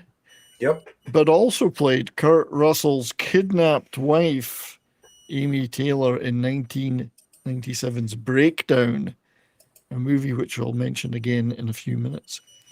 So that's Kathleen Quinlan. We had Jolie Richardson, who's the executive officer Stark naked most of the time. Second in command, British actress of the Redgrave dynasty of actors, daughter of Vanessa Redgrave and Tony Richardson, sister of Liam Neeson's wife, Natasha, who tragically died in a skiing accident, which makes her not Sean Bean's. She makes her Liam Neeson's sister-in-law, I think. Anyway, it was her sister that was married to Liam Neeson and died. Here she is in King Ralph, which is a funny movie. King Ralph is fucking hysterical, especially picturing John Goodman as the King of England. Yeah, exactly. And she plays the Finnish princess with a voice like a tuba. She's appeared many times with Sean Bean and stuff. And like this is Kurt Russell's 1993 Lady Chatterley's Lover. This is probably the only image you could get away with from that movie. Yes. If you've ever seen it, you know why he says that. And not long after Event Horizon, she appeared as Charlotte Selton in The Patriot alongside Mel Gibson. But she's done dozens and dozens of other things. She's a very hardworking actress, but from a very influential British acting dynasty. Sean Pertwee, we also talked about in Soldier. He plays Smitty Smith, the wisecracking pilot of. He's the one that says, "Why can't we go to Mars? There's women there." Talked about being familiar with his hand. A movie I wanted to recommend of his, if you've never seen it, is Dog Soldiers, which a lot of people won't. It's a low-budget British movie. Yeah. Absolutely watch 2002 movie with a bunch of soldiers on training in the Highlands, and shit goes down. He's one of them. Kevin McKidd is the other main guy in that, from Trainspotting in Rome. So great movie if you've never seen it. I love Sean Pertwee, great actor. Richard T. Jones, this is one for the ladies, plays the rescue technician aboard the Lewis and Clark. So he has some key scenes in this. Multiple regular TV shows. This is, by the way, Space Suit, which I think looks fucking awesome. Yeah, he did a lot of TV over the years, Judging Amy, Terminator, Sarah Connor Chronicles, The Rookie, in more recent years. But funnily enough, his first film role, which I don't have a picture of, it was in 1993 as Ike Turner Jr. in the Tina Turner biopic What's Love Got to Do with It? And in the movie, his father was none other than Lawrence Fishburne. So there's Very a bit true. of synchronicity for you. Cowboy The guy that Pope thinks is John Bon Jovi is Jack Noseworthy. Oh. Because he's in a couple other movies, and he looks exactly like that. He does. He could play John Bon Jovi. He plays Ensign F.M. Justin, chief engineer of the Lewis and Clark. American actor I'm not that familiar with, but he did play in Breakdown the character of Billy alongside Kathleen Quinlan and Kurt Russell. So there's a little bit of a break. Kurt Russell's all over this. I will say this for Kathleen Quinlan too. Like, she was older when she got her big break, but she still looked great. She's a very attractive lady, and she works really hard. She's got a lot of stuff always on the go. Yeah, Jack Noseworthy was pretty good in Breakdown, if anyone's ever seen it. I don't know what he's done since, though. So just briefly before we get under the stills and we just talk about the movie in general, the soundtrack was by respected composer Michael Kamen, who I've got a lot of stuff by him. He is a phenomenal composer. He is, but he also teamed up on this with electronic dance outfit Orbital. Ooh. And I think some of the results of it are pretty damn good when you listen to it. I believe he did the soundtrack for Brazil. Sorry, Michael? Yeah. I believe he did the soundtrack for Brazil. Oh, Michael Kamen? Yeah. Oh, yeah. He's done dozens of soundtracks. He did Edge of Darkness, which is with Eric Clapton, which is a brilliant soundtrack for the British TV version of that. There you go. So that's that. And then I think what we'll do now is start firing up some stills, and then we can just chat about whatever we want. The field is open. So I like, again, with these movies, the timings. So 2015. So we're already 11 years behind. Then it starts to get okay, just a little bit further out. Well, like that's the insane part is in 2040 we're supposed to create an actual FTL vessel. Indeed. So we better get a move on. Right? It starts out with all the Now, I will take one issue with this movie from the premise of this ship disappeared 7 years ago. Yeah. And it just shows back up. And we've apparently not So did the ship disappear completely and then returned, or was it just out of touch? Well, apparently it disappeared. I mean, according to how the physics of their warp drive works, it was out of this plane of reality. They switched it on, 7 years. and it went into the hell world. Yeah. And then came back. And then 7 years later, it came back. Yeah. 7 years for us. We don't know what it was in their timeline, but it's so that's true. So that's because real otherwise they would have known it was there and gone look for it earlier, but it reappeared. Okay. That bit I didn't quite catch, and I think maybe some of the editing. I think the editing did take out certain scenes that had a little bit more exposition. There was a scene. Explained it a little better, There was a scene with Weir and talking on Earth to somebody about what had happened and what they had to go do. So, however, and they were supposed to be going to Proxima Centauri, Tauri, testing a top secret gravity drive. But these guys are pissed off because they were about to go and leave. And the funny part is, spy on the can. And Vince is right. Yeah, Jack Noseworthy is in a Bon Jovi. He was in Always. He was in the movie, the video Always. Yes. And he looks just like John Bon Jovi. But maybe it is John. Maybe it's like a Garth Brooks, Chris Gaines deal, right? So I love the fact that Weir turns up on this boat and he wants to give the big hello, and they're like, "You've got 3 minutes getting that can. You've got no time for this shit." And so they're pretty brusque and they're not happy. And I do like that they're talking about gravitic acceleration here. Yeah. Where they're putting them in a tank full of liquid because we're doing a 30G burn. 30G burn, yeah, and then they pumped them full of some shit as well. So yeah, it's because if you're not in a liquid tank, this is going to kill you. Yeah. So, and now it's where the stuff starts. He wakes up and he's like, "Oh, that's a bit weird. I'm on my own here, you know. I'll just wander about anyway." And we get our first jump scare of the movie when you know, okay, something's. But this is immediately showing that he's psychologically vulnerable because of his guilt.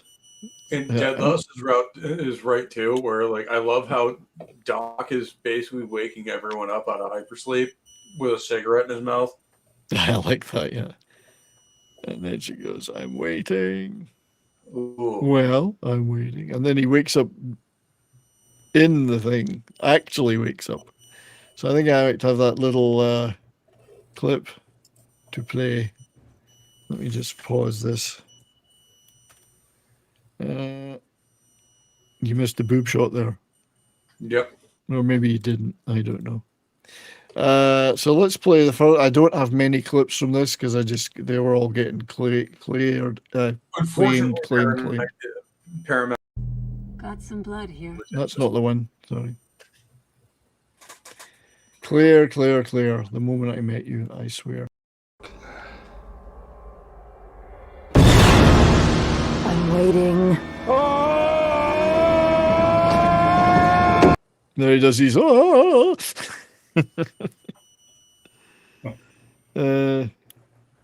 Yeah, see if I can get that moving again. Move, damn you. Slide. Move. All right.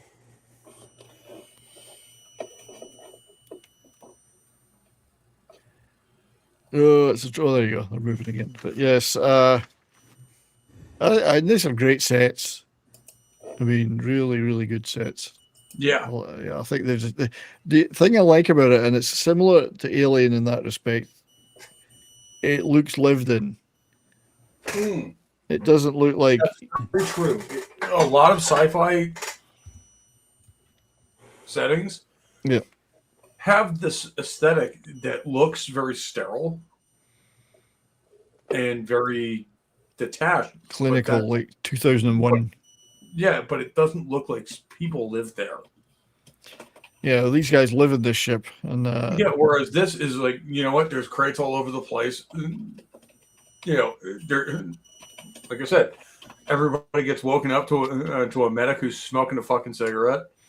Pictures of this is a human crew. There's pictures of girls up in the walls and there's whatever, but yeah, smoking away in the spaceship. Like this is what the military will be. Like, I mean, it's got to be lived in. I mean, these guys are in these things for months. Both veterans. Like, there is not a barracks anywhere in any timeline that will look any cleaner than this. The Roombas were broken. But yeah, this is where he starts to explain the physics of this thing. First of all, they go, bullshit, you can't create a black hole. But then he talks, and they go, give us it in layman's terms. And after they go, forget the layman's terms, just tell us. Because they didn't even understand that. Yeah. And then he gets his Vanessa picture off the wall. That's mine, and it's Vanessa. Yeah. I love that. Fuck layman's terms. Do you speak English? English, that's right. And the shortest distance between point A and B is boob. I know why Sean Pertwee his character wanted to go to Mars where there was women. There's triple-breasted women there. Fair. You see, this could be in the Total Recall universe. That is a very strong possibility. Yeah, it could be. And the soul assassin says just needs to spit cups. Yeah. No, you ain't wrong.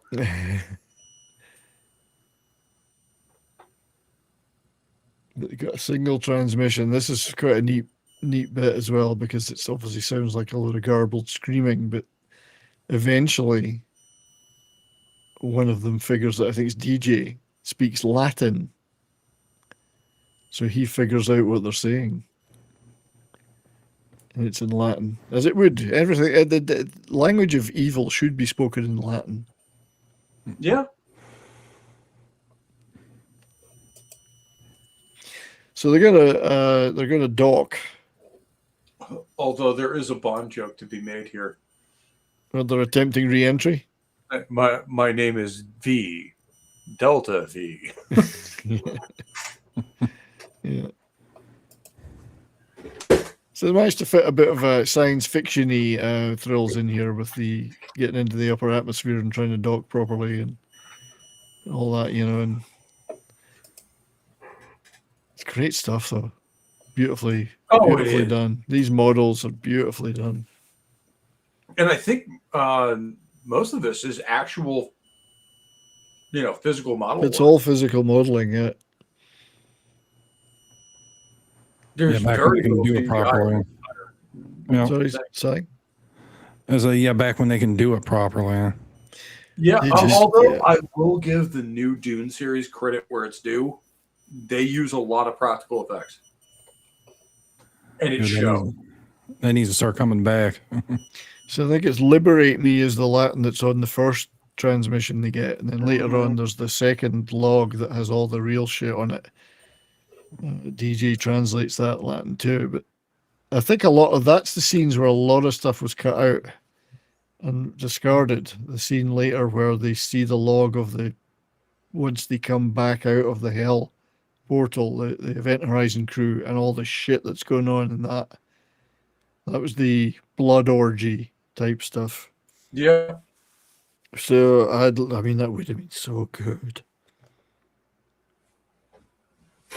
Jason Isaacs described the deleted hell footage shoots as involving things that are definitely illegal to do now, probably illegal to do then. Yeah, from what everyone who's seen that footage has said, they're not even sure they could have played it. It was apparently a lot of the test audiences didn't like it. It went well. Not only did the test audiences not like it, it was illegal in a lot of nations. It's like, holy shit! Anderson hired real amputees and stunt dentures for some of the goriest deleted scenes to make the injuries look authentic. Yeah, it's a good move. Good move. That's lines up with what I've heard. So they get in here, they've got the magnetic boots on because the gravity systems are not working. I'm not sure they ever explain how the artificial gravity works. Nobody ever does. Oh, we lost Michael. His microphone was whistling a bit. What have we got? Blood, yeah. Now, the other thing I liked about this is things like, which shows it's like a working ship. There's not fancy touch pads to get through doors. It's you press a big metal lever, which is what you would do if you were in a bulky spacesuit. You wouldn't want a button to press. You'd want a big lever to press. Yeah. Either that, or it's just a big fucking circular wheel that you just dog or undog the hatch. So this whole circulating thing they went through, they built all that for the set specifically. That's brilliant. And he has to walk through it. And then it's so cool. He gets in here and all this shit's floating around. Like, what is it? Coolant? Is it something else? That's the best part of this movie is that until the very end, you really don't know what you're dealing with. Yeah. Personally, I would have been saying, by this point already, I would have been saying, you know what, let's get out of here. Yeah, it's like that's as soon as you see shit like that, it's like, all right, we need to go away now. And I'm done. Yeah.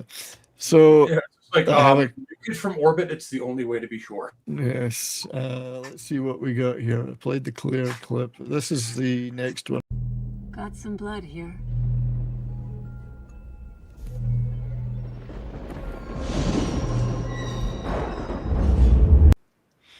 And then after that, she the corpse comes out behind her and scares the shit out of her. But she calls it a corpsicle because it's frozen. I got a corpsicle. And then Justin just happens to be that. Now they're wondering, Weir's back on the Lewis and Clark. He said, how did that manage to happen? How did it switch itself on and align itself like that? It's not meant to be running, but it did. The ship has somehow been possessed, I think is the impression. The ship itself has been corrupted. It has. It's been corrupted. And that's where our boy Bon Jovi goes through the... Oh, shit!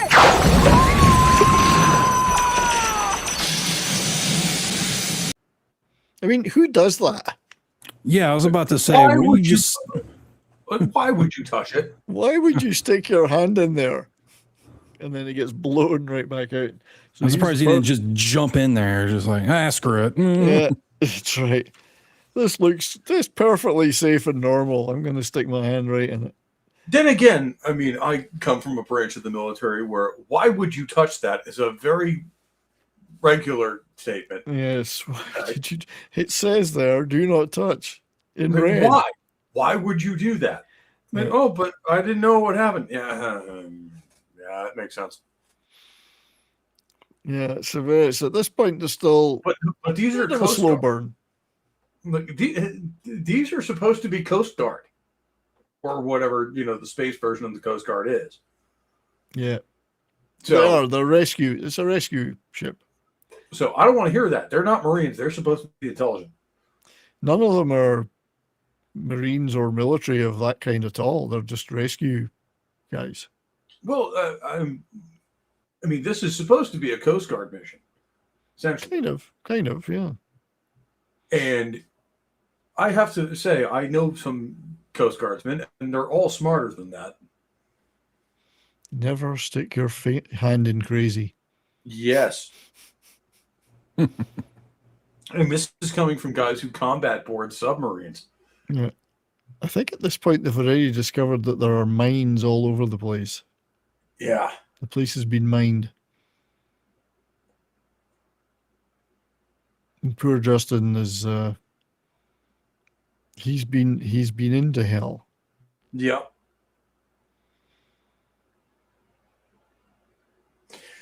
And that's one of the really unnerving things about a minefield is that you never find out when you're entering a minefield. Yeah. You only find out you're in a minefield when you're in the center of it. Yes. That's right. It's too late. Too late. So it's one of those, oh fuck. Is any of the ground I just came across clear? Or were we lucky enough not to hit a trigger? So by this point, I think it's after Justin gets blown out of the thing there. That is enough to breach the Lewis and Clark. Yeah. And they have to abandon it because it's lost air to get and go into the event horizon. Which is, I think it's Sean Pertwee's character. I'm not going in there. It's either that or die. Blood. Yeah. Weir has a strange connection. Yeah, Weir has a real strange connection with this ship as well. Well, it's not strange. It's just, it's his ship. Yeah, and he's got this connection to it, and it's part of it. I guess he's susceptible to what's emanating from it. Oh, look at the little tent. Like, he built her. Tim says hell, aka Inverness, Scotland. I mean, where men are men and sheep are worried. You're not wrong. You know what they call a virgin in Inverness? A liar. Don't touch that or you'll grow blind. Or grow hearing your problems, or both.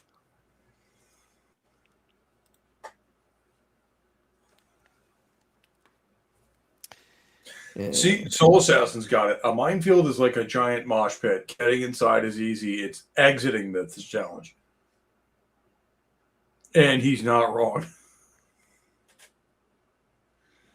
Going in is easy. Getting out is where you get fucked up. Well, exactly.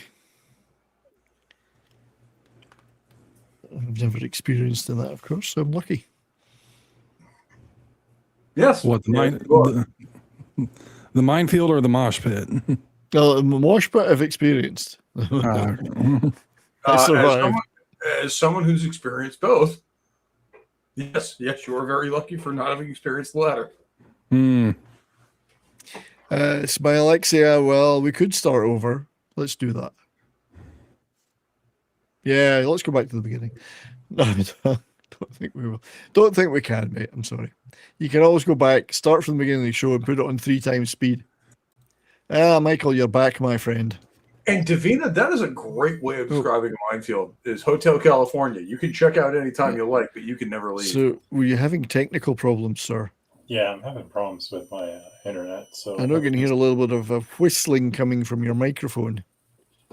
Still hear it? Yeah, well, yeah, a little bit of high-pitched feedback whistling or something. Is that I thought that was me for all this time. No, I think it might have been Michael. It's still... Hang on. It's still there. Yeah, it's still there. All right, hold on. Yeah, it's weird. I don't know what it is. Could it be the black hole? Could it be hell? Could it be hell? Let's see. It's not just a ship, though, is it? It's not just a ship. Only the sensitive ones understand that. Does that work?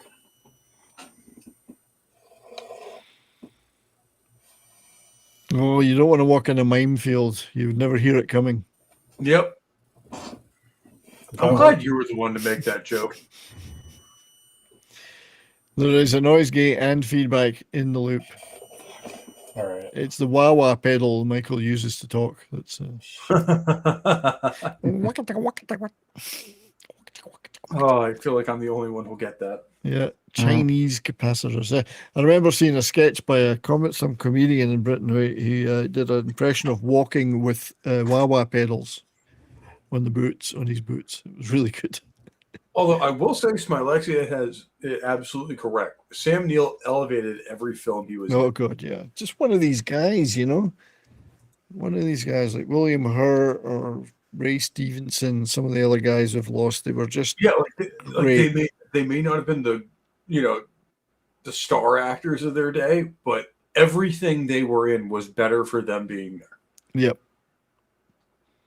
And I would absolutely include Ray Stevenson on that list. Yeah. Absolutely. That's why we did a show on them. There's a whole legion of them. That they're not A-list actors, but everything they're in is good, and they are the reason why. That's where Weir was about to lose it and let the banging in. Yep. She has to restrain him. He's losing it. Yeah. Oh, Michael, my friend. This is my last shot. Is it still? Don't hear any feedback now. No. Good. No, you're good. No, I hear a lot of screaming. What? No, just kidding. That's just the victims in the basement. That's just the basement. That's just the victims in the basement. Yeah, I just got a bunch of pizza rolls down in the basement, That's Mr. Plinkett, See, this bit is really tough because he's possessed or whatever it is, goes into the airlock, kicks all that off, and then the thing withdraws from him, or he becomes to his senses and goes, "What the fuck? Get me out of here!" Yeah, that's the thing. At the last second, he regains consciousness when it's already depressurizing, and it's too late. However, our Captain Miller has a plan, a cunning plan, because it's not true that you immediately die in a vacuum. You can survive. You could survive for a little while. Although, in his condition, yeah, you're instantly going to explode. Well, you know, that's why he says blow the air out of your lungs, and yeah, certain things will boil up and your capillaries will expand. But you you mean like that? Like that, yeah. Sorry. Hey, I've looked like that after a long night out. It's like even if you try to equalize the pressure as much as you can, there's still enough residual in your body, and that your body relies on, by the way. Are you thinking of nitrogen in the veins because you got nitrogen bubbles up in your veins? Probably. Yep. Not only that, I mean, your body relies on you being in 1G. Mm-hmm. So when you are on 0G microgravity, yeah, you'll just explode. Hail to Dude Bro Seth over in Rumble. Good to see you there, mate. We got a few watchers over there. Still, unfortunately, Talk Studio still hasn't got that chat incorporated here, but never mind. Davina is great. We saw the Hell Dimension and we sent them LGBTQ. Yeah. And they asked for a refund. He's making them watch Can't Stop the Music. That would be. Imagine if you went to hell. That's what maybe hell is. You know, you don't know. I mean, yeah. You don't know what your own personal hell might be. That could be it. I mean, according to South Park, Satan is canonically queer. Well, you would think so. My personal hell will be reliving the same day and punching a wall for billions of years. Oh, that's a reference too, though, isn't it? Mm-hmm. Heaven sent it. Doctor Who. Doctor Who. Yeah, that was Peter Capaldi. Yep. I remember reading a guy saying years ago that his personal hell would be to wake up in hell and he would be in a room with nothing but Reader's Digests in it for the rest of eternity. And that's kind of clever because if you know what Reader's Digest is, they give you one chapter of a book, so you'd never know the ending of any book ever. You could read those chapters, but you would never find out what happened in the rest of the book. My personal hell, like that's one of those, like, most people won't get it, but the ones that do are like, you sadistic bitch. It's a subtle hell, but it's hell nonetheless. Sorry, Michael, what were you saying? My personal hell, honestly, would be living forever. You think so? I wouldn't want to, can you imagine that, living forever and not dying? Living forever without the ability to influence events. I think the problem with seeing everything that happens and people changing and everybody you know dying. Well, the Highlander thing, I guess. And again. Just thinking about that though, if you were to live forever, what would your retiral date be? Would they make you work forever? Imagine that if you can live forever, but you'll always have to work to earn money. You'll never be able to reach the point where you can retire. So basically, you'd be working. Inventing new fake identities. It'd be when the Milky Way and Andromeda merges. Yes, that's what 4 billion years from now, or something, or less. I'm starting to worry about that. Yeah, we're in trouble. We're in trouble. 1 billion years from now, the sun will become too warm.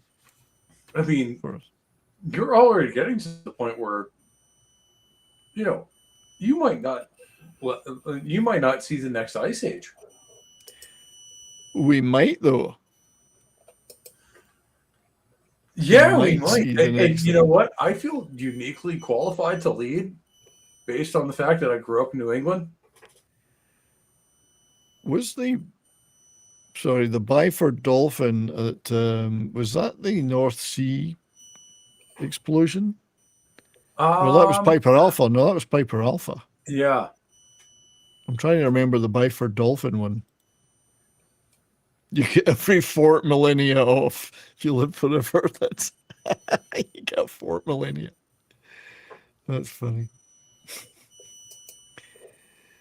Hell is other people. I was just thinking that the other day. That's true. So by this time, Weir is, whilst he's initially upset by seeing Kathleen Quinlan's character dead, he's pretty much decided that he's going to the dark side. Well, I mean, the ship is corrupting him. Yeah, and he's obsessed with guilt and the death of his wife. And we're about to see Mad Martigan.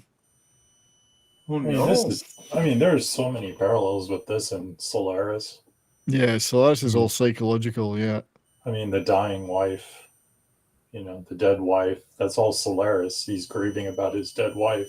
Yeah. And he sees his dead wife come back. Why doesn't he do what most other widowers do? Just go on and find another widow and move on with their lives. Yeah. Get a dog. I know, I'm just kidding. I wouldn't be like that. So this is, I think, where they discover that there's a missing mine in this corridor. And there it is. It's not there. There it is, not there. It must be missing.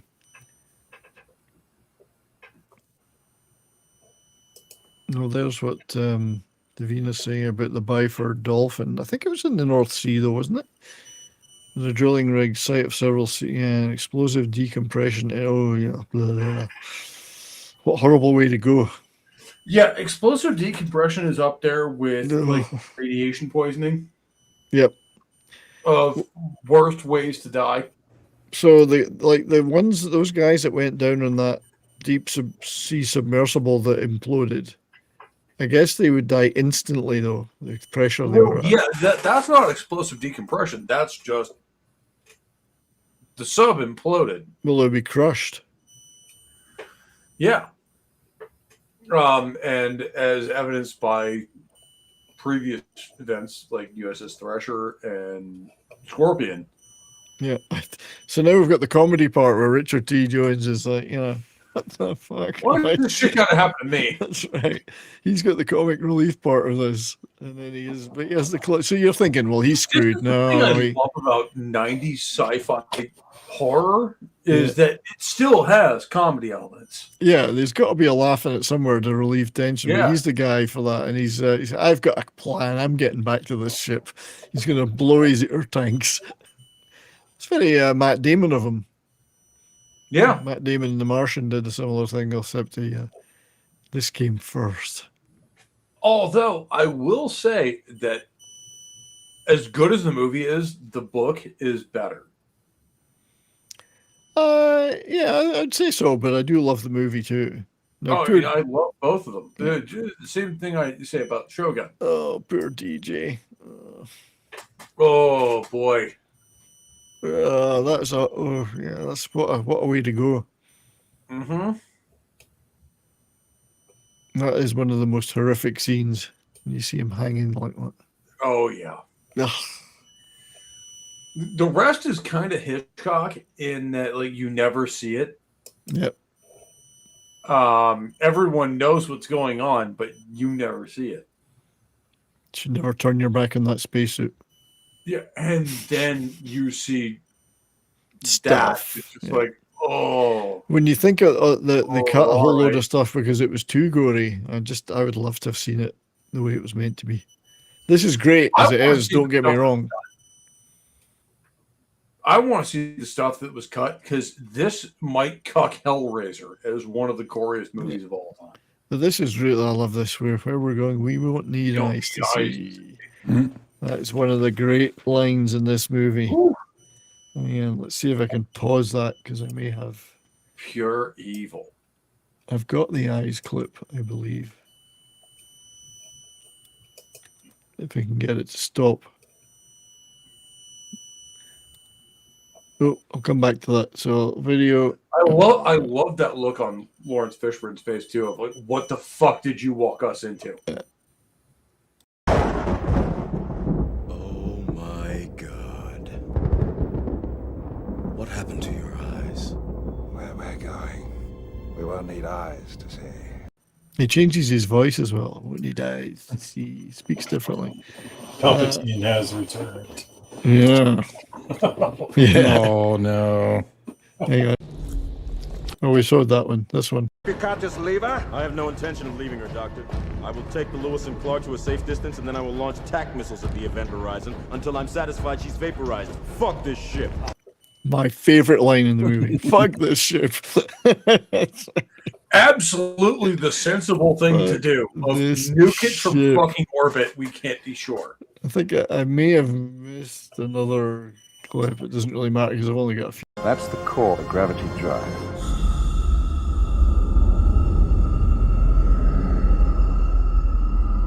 The heart of the ship.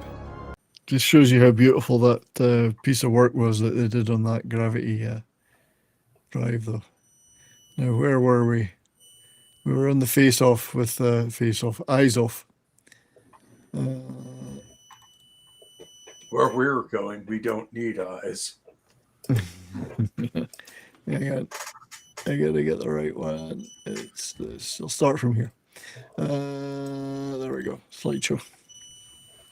Yeah, and it's funny. His voice does change as well. He starts to sound a little bit like the. Yeah, he changes his own vocal pattern to sound more deranged. And it's a little bit like the one that in the ship's log where he was talking the Latin. He's got the same voice as that, I think. Yeah, and I'm not sure about this one, but I think Sam Neill actually voiced that voice log. Oh, he might have. Yeah, might have. Pure evil. The thing is, he wants this. Yeah. On one level, he wants it. I love that moment when the Event Horizon crew, or sorry, the Lewis and Clark's crew, realizes they're not on a rescue mission. It's a survival mission. Yeah, the crew's gone. But this is why he wants to take off and blow the shit up, because he's done with this. That moment of, it's not save me. It's liberate tute me, which saves save yourselves. I wonder how much of Sam Neill's character's guilt is. Obviously, he's got guilt around his wife who killed herself or whatever. He must have been working too hard and ignored her or something. But he's also got guilt over the fact that his ship is doing this.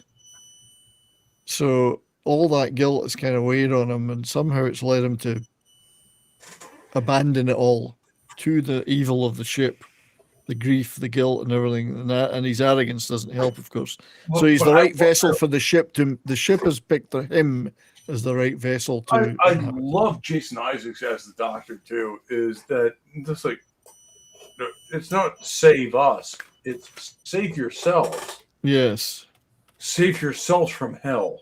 Yep. Because that's what the ship is trying to get back there. That's what the captain is realized. It's like, fuck this ship. We're blowing this shit up. Yeah, it's just like we need to destroy this thing. It's like take off, get into orbit and nuke it. Nuke the planet from orbit. Same thing. Yeah, it's the only way to be sure. It's the only way to be sure, exactly. It's funny, all of them are getting the psychological stuff, but some of them can resist it. What is it? The psychological horror aspect also reminds me of another movie that is contemporary to this, Sphere. Oh, Sphere, I've forgotten about that one yet. Yeah. I forgot that one. It's a good movie too. But yeah, Cooper makes his way back.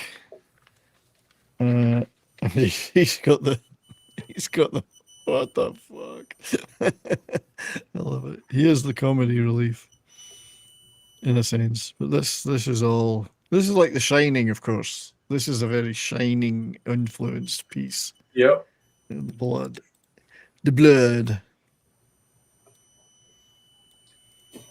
I'm gonna copy this. Hang on, chat. So thank you. I've seen all your chats. Awesome stuff. Hope you're enjoying this. Just Dude Bro Seth sent one over from Rumble. Watched the movie the other night here on Rumble. Hell yeah. So Dude Bro, where's this in your? Do you love this movie? Is it one of your favorites? What do you think? Turns out you failed Latin class. It was Latin for get the fuck out of here.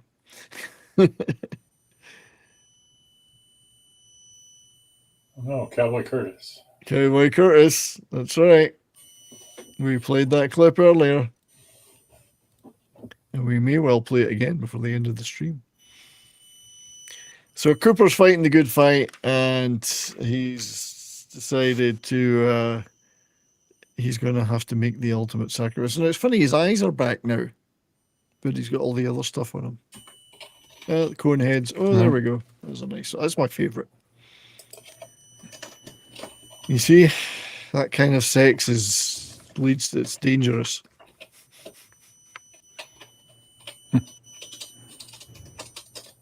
It's a very committed performance. I had some notes on this about Sam Neill because it's our celebration of him. It's very committed. His language is chilling. His the voice, the way he delivers it. So it takes something that could be just seen like as B-movie spectacle and exploitation into something much more disturbing because of his presence. If it was just a generic actor, it wouldn't matter, wouldn't matter as much. This was never a B movie in any way. No. Even though it didn't do well in the box office. Yeah, an A movie praise. Like this movie was taken seriously from the very beginning. Well, that's why it's got a strong cast. I mean, Sam Neill is the heart of it, but you've got the heroic captain role. Yeah, you have Lawrence Fishburne, Jason Isaacs. Like these guys are all serious actors. Yeah. And there it goes. So it's opened up a hole and sunk into the planet. Yep. It's going back to hell. Yeah, so it's not gone, we don't think. It's just gone for now. But yeah, so they're now it's still the two survivors are still in the wreckage and they're getting rescued. Just as well there was a bit they could detach from the event horizon. Yeah. To survive in. There are other bodies in there though. Yeah. Are they bodies or are they crew members of the original Event Horizon? No, they must be bodies of this crew. They never found the bodies of the original crew. So she sees the scarred up face of the. Yeah. Bad They guy. see flashes of the original crew.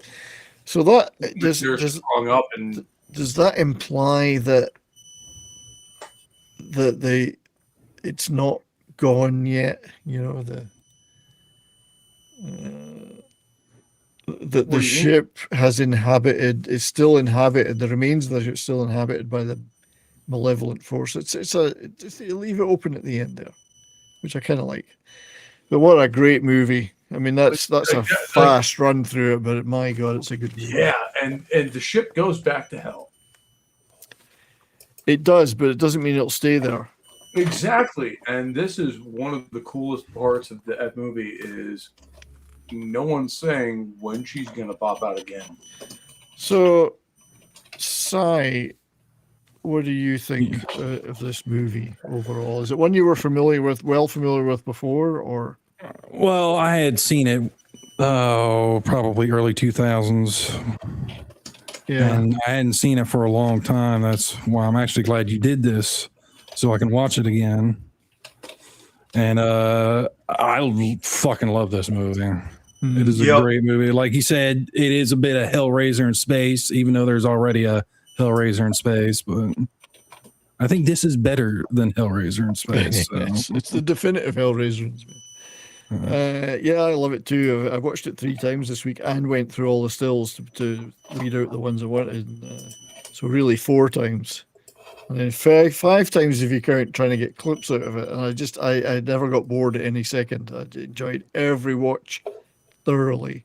Some great performances. The sets are brilliant. Physical effects are magic. And the tension, the dripping tension and fear, which is then somewhat relieved with the gore, though, which itself is nice, because you get to that point. I wish they'd had the extra scenes. It would have been even better. But Michael, what about you? Is this a movie you were well familiar with before? Or? Similar story arcs. I mean, I remember catching it on HBO a long time ago. Yeah. Never really explored it, but it does seem like it's heavily influenced by the black hole and, Solaris and aliens, especially the waking up scene. Alien, you mean? Not Alien. No. Aliens, like the way they came out with the gray tank tops. Oh, they're coming out of. Yeah. It kind of reminds me of that, man, the floor is cold. Do you want me to fetch your slippers for you? Right. Look into my eye, Yeah, has anyone ever accused you of being a man? No, how about you? Hey, Vasquez, anyone accused you of being a man? I've actually met her, and she is one of the coolest people. She's a sweetheart. I've seen her interviewed. She's a sweetheart. I've met her personally, and she is cool as fuck.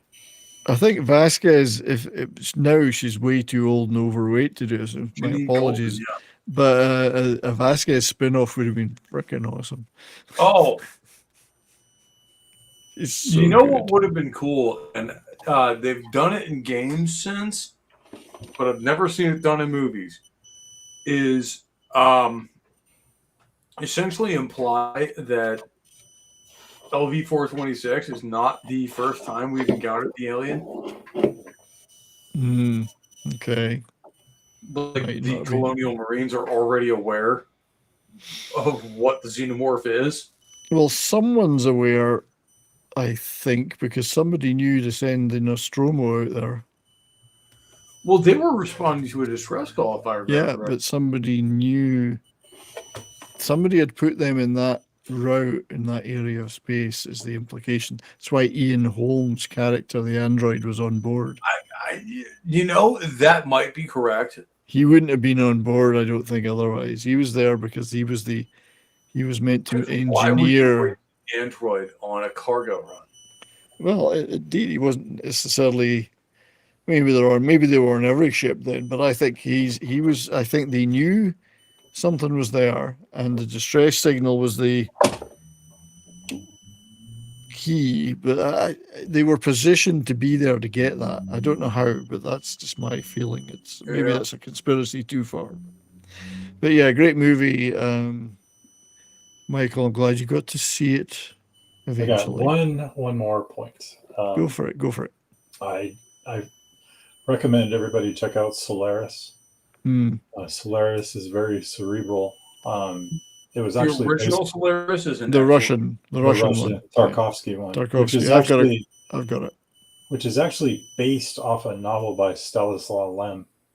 Yeah, who was a Polish Eastern Bloc writer who wrote a lot of. He's basically like the Eastern Bloc Arthur C. Clarke. Yeah, I've read a lot of his books. Yeah. If you're an MST fan and you've seen that episode, First Spaceship on Venus, it was based. It was actually a movie that was. Corman bought it, and they did the American translation, but it's called The Silent Star.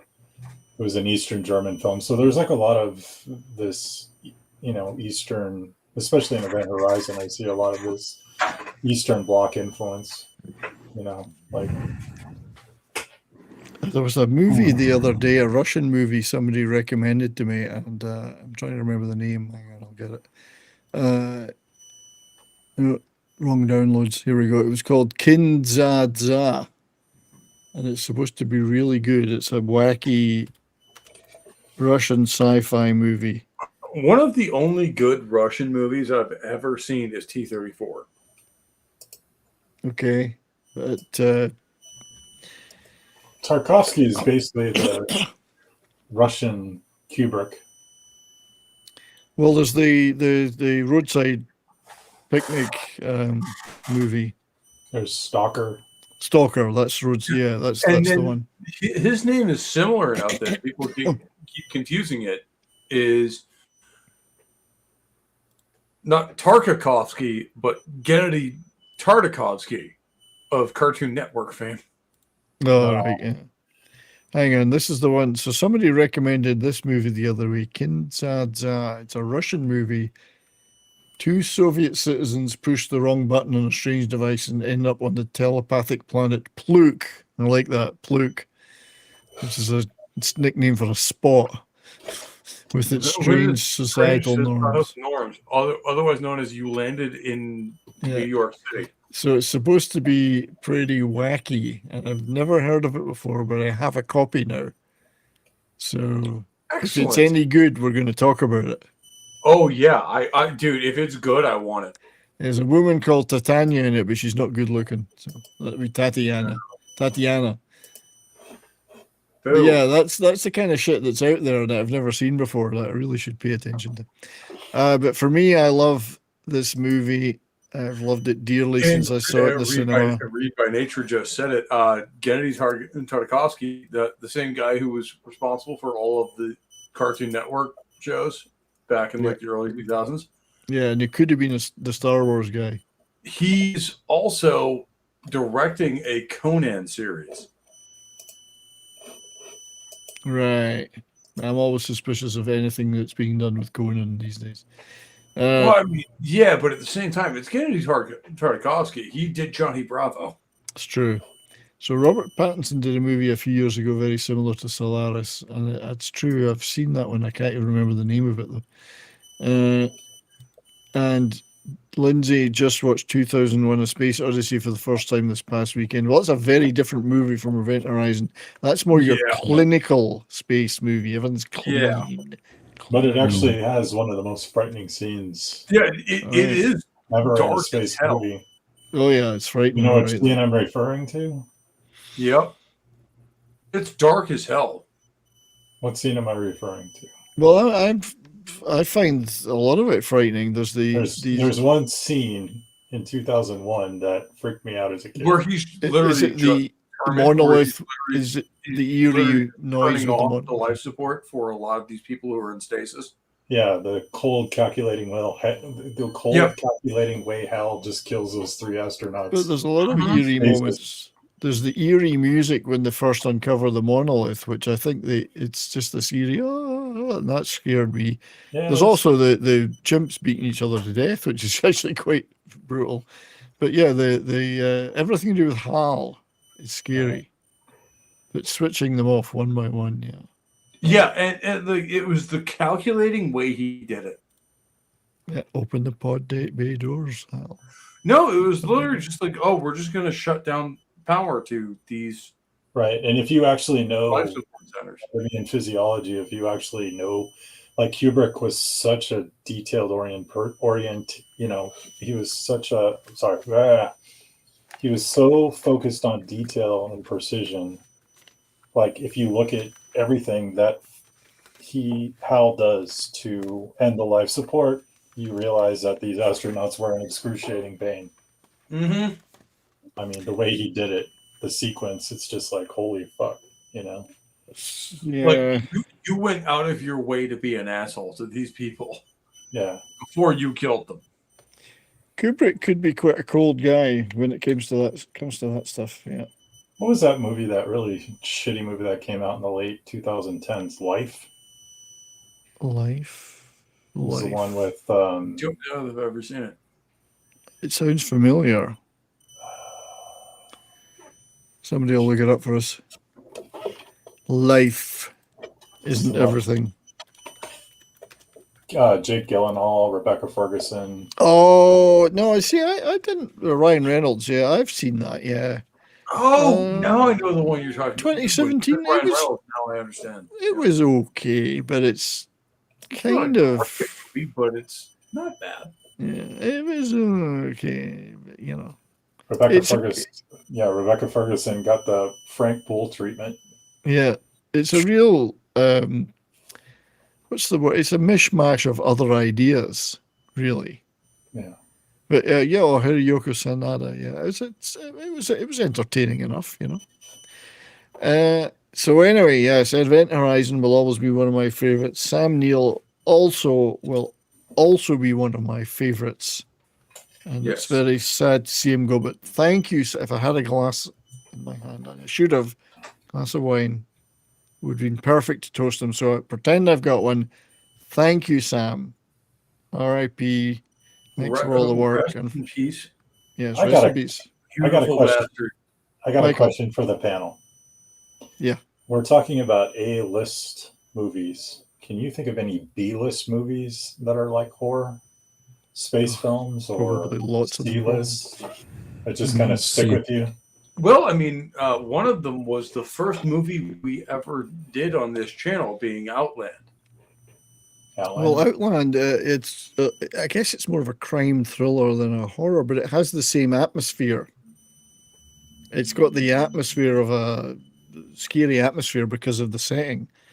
And, you know, death could come from decompression at any moment, or I just think it's funny that somebody asked that question. It's like, well, the first movie we ever did on this channel was Outland. I had forgotten that it was the first. Did you guys ever see That was the first episode we were all on. I forgot. Did you guys ever see Creature with Klaus Yes. Kinski? I've seen some of that. Yeah. It's like a discount Alien. Mm-hmm. Discount Alien. But there's some pretty effective scenes in it too. You know. I mean, I'm trying to think of more Lovecraftian stuff that might have been made into more science fiction-y. Well, a movie similar to this one, and Michael mentioned Roger Corman earlier. Galaxy of Terror. Oh yeah, that's a good that's a good choice. Yeah, I don't think we've done that one yet. We have not. Space Mutiny. Space Mutiny. No, I know we haven't done that. Did David one yet. Cronenberg do anything like that? I mean, I know he does a lot of body horror. I don't think Most of those are. He hasn't done any in space, I don't think. I think of Dead Ringers when I think of Cronenberg. Dead Ringers, Videodrome. The Fly. The Fly. There was a movie called The Void, which was very. The Fly's one we should do. Scanners. Scanners. I love that movie. Scanners, yeah. Heads We should do that one. exploding. Heads exploding. We do need to do Scanners. There was that really crappy Scarlett Johansson movie, Under the Skin. You thought it was crappy? I didn't like it at all. Although I did enjoy the fact that one of the guys in it had a Hibernian football club strip on up top, because that was a team I supported. The Mist. Oh, hello. Hello, sweetie. Oh, Miss Ivy makes her appearance. Here. Hang on. What's your foot? What's your foot? Come in. What's this? Put your paw up here. Come on, you can jump up. She normally puts her paws up here these days when she wants my attention. Come on, Ivy. She knows the trick now. What's this? You gonna give me your paw? How about kisses? How about kisses for Daddy? Oh, the paw. You've got the paw. There you go. Good girl. You gonna say hello before we wrap the show up? Say hello. Where are you? Ivy. Come here. Ivy. There you go. You sweetheart. Aren't you? You don't want any of that horror stuff. Mm-hmm. Do you? You don't want any of that, do you? I know. There goes the paw. You're such a sook. Right. Because you gave me the paw. You got kisses. Kisses for Daddy. There you go. I'll be there in a minute, okay? She must be getting ready for... She's like, give me the... Yeah, she wants her late afternoon walk. That's what it is. That'll be the fourth walk of the day. Oh, wow. Anyway, so we got to wrap. So I do have to wrap it up then. But it's a great topic: cosmic horror and what fits into it. Species, I think, was the movie. Did somebody mention Species? I can't remember. Oh, Species is another great one. Yeah.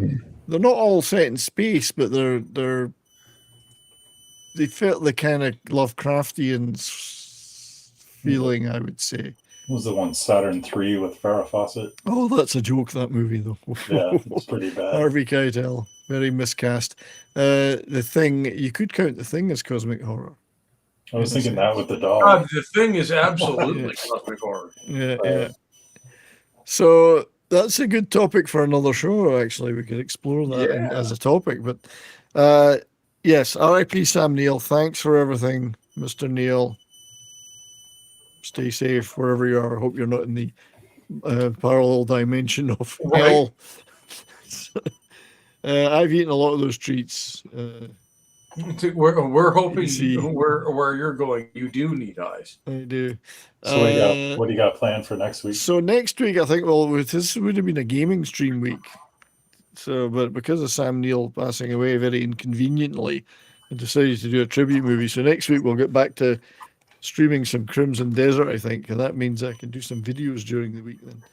But looking ahead, the next music show that we talked about that I want to do would be about the horrible music videos. Yeah, I already sent you one. Or counter argument, we could do Blue Oyster Cult. We could, but I want to do horrible music videos. All right, fair enough. We'll tuck Blue Oyster Cult away for future use at some unspecified time. Right. I think your idea for October is genius. Doing like a month of horror films. A whole month of horror related stuff, and we'll do the Kiss one because it's kind of music as well. But I mean, Frankenstein's Curse, like a Hammer film. I think we'll do that on as close to Halloween as possible. You know what? We can even tie that in musically because Overkill did a cover of Edgar Winter's Frankenstein. There you go. So that's what we're going to do for October. We'll do all horror related stuff. And I like your idea, Michael, of that particular movie for the closest to Halloween as we can get on a Monday. So. Yeah. I mean, The Devil Rides Out, in my opinion, is still your best show. Oh, The Devil Rides Out is fucking awesome. That was a brilliant show. We really that was the most fun I've had. I mean, I have fun all the time, but that was the one that I really I love that show. Look back on and say, oh man, that was a good time. Yeah, that was a lovely show. So there's a number of them I look back at. I'm like, I'm amazed we got away with that. We do a lot of shit, and some of it is quite funny and quite. Yeah, I feel like I missed out on a lot. Showing up late. Well, we'll just have to start them all again from the very beginning. Of course. Right. No, there's tons of ideas. Colossus. We have a lot of ideas, so it's just fitting them in. Daybreakers is good. Daybreakers is good. Always confused all of us is Colossus. Like, why did that blow up as much? That as it one did? is the most watched live stream we've ever done, and still gets watched. But I've noticed the Devil Rides Out one picks up multiple viewers every week as well. Really? Yeah, 40 or 50 views a week. Now, how much of it they're watching, who knows? But it's getting the 40 or 50 views a week every week. And Michael's right, it was a really good show. It was a good show. All came together on that show. It was brilliant. We have the format, just not all of them are going to be the best. I think it's because you had a lot of people passionate about horror movies on there too. I think. It's hitting the passionate stuff. Right. Right, I gotta go. Thank you to the mods, both on Rumble. Vince, for instance, on Rumble has been modding away like crazy, and thanks to everybody who watched on Rumble. Over on YouTube, the mods are all doing sterling work as well. Davina, Vincent, and everybody else. Forgive me if I miss any names because I'm old and have memory problems. Who said that? What? But thanks to the mods, and thanks to all the super chatters, and continually thanks to my channel members who do help keep the lights on around here. Next week is gaming. The week after, we might do the worst music videos of all time stream. Yes. It's fun. It's fun. Honestly, we'll do some of it on YouTube, then we'll go over and play some of them. Over on Rumble, just so we can really see how bad they are. It could be good bands that make a shitty video, or it could just be shit. And there are some in my recollection that the song's awesome, the video is fucking cringeworthy. Awesome. Well, Michael sent me one already, so we're already working on it. So that'll be 2 weeks from now. And in the interim, there will be videos. I'm working on various videos, some music related, some Korean related. Some just, I got a pile of vinyl, secondhand vinyl here the other day. And one video I want to do with you, I just thought of it, is the Wild Hearts. Oh yeah, we could do the Wild Hearts. Love the Wild Hearts. For Bonded by Metal. I know they're not strictly speaking a metal band, but they're punk as hell. I do have to do a video this week showing off some physical media, but I got a bunch of thrift store vinyl. So this, which I got for $2, is the London Philharmonic Orchestra's edition of Tommy. Yeah. With an all-star rock cast playing and singing on it as well. I saw that and it was $2. I went, fuck. That's Tommy. That's a version of Tommy with, look at this. Yeah, right. That's one of those, I don't care who's on it. Shut up and take my money. Yeah, it's got the booklet in perfect condition inside. I thought, $2, thank you very much. Yeah. Sitting in amongst a pile of polka albums. Hell yeah. See, nobody would know what it was. But I recognized it straight away. I went, oh, I'm having that. So, and as we were talking about before the stream, my playlist this morning, apparently Spotify just decided to play me a bunch of old school classic punk. Yeah. So that was a great fucking time. From Dead Kennedys, the Ramones, obviously, Sex Pistols, The Clash. It's just all like, the good shit. Damn, all right. All the good shit. And a show, I definitely want to do a show on this album. So everybody who's not heard it needs to familiarize themselves with it before the end of the summer. Jeff Wayne's musical version of War of the Worlds. Oh, it's been a while since I've seen I want to do a whole show talking about this. So. Oh, yeah. And War of the Worlds and all the other versions of War of the Worlds, but this, and then we'll go over to Rumble and play some of it. It's a fucking killer album. And it's funny, I picked up in the thrift store the vinyl copy of it for $2, and then I'd already ordered the CD. I had it on digital, but I wanted a physical copy. I got two in 1 week. I just had an idea that occurred to me, like maybe after the show for like half an hour. Yeah. We just go over to Rumble and I just play a couple of songs that are on my brain. Indeed. That's a good idea. So that would be just so cool. It would. So we'll talk about that for sure. All right. But right now I got to go. So thank you to my panelists. Anything you want to plug? Other than Sydney Sweeney, no. I knew you were going to say that. We did a stream. Yes, we did. I jumped into your stream and you were building your model. Oh, you built them now. Well, I got the legs done, and so either tonight or tomorrow night I'm going to finish it up because I still got the backpack and the big moon shield thingy. Hold on, there's a damn picture of it, like there. Okay, I see that, the big shield. Yeah. Yeah. Nice. Yep. But thank you for stopping by the other day. It was it's good to chat to you, mate. Yeah. Chat. We'll do it again sometime on Rumble. Yep. That's where I usually do them because of the music I play. Well, exactly. Well, you were playing some good. What was it? Heat. You were playing Heat. Yeah. Bands that Pope would know. Yeah. Michael, my friend, we've plotted a couple of things. I know you're plotting a couple of things. Anything you want to plug right now? Well, I'm just going to focus on my launch video. I'm doing 2 videos in early August. One is my Criterion picks for July. If you have a Barnes & Noble or even Amazon, they have a sale on Criterion right now through the end of the month where it's 50% off. I mean, look at that. There's still a lot of good titles. Yeah, I've got a few Criterions, not as many as I would like, but I've got a few. So my video, it'll be about an hour just going over the titles that I chose. And then I'm going to be doing a focus video. I'm going to try to do 1 Criterion focus video per month. It's on the Honeymoon Killers, 1969. Oh, nice.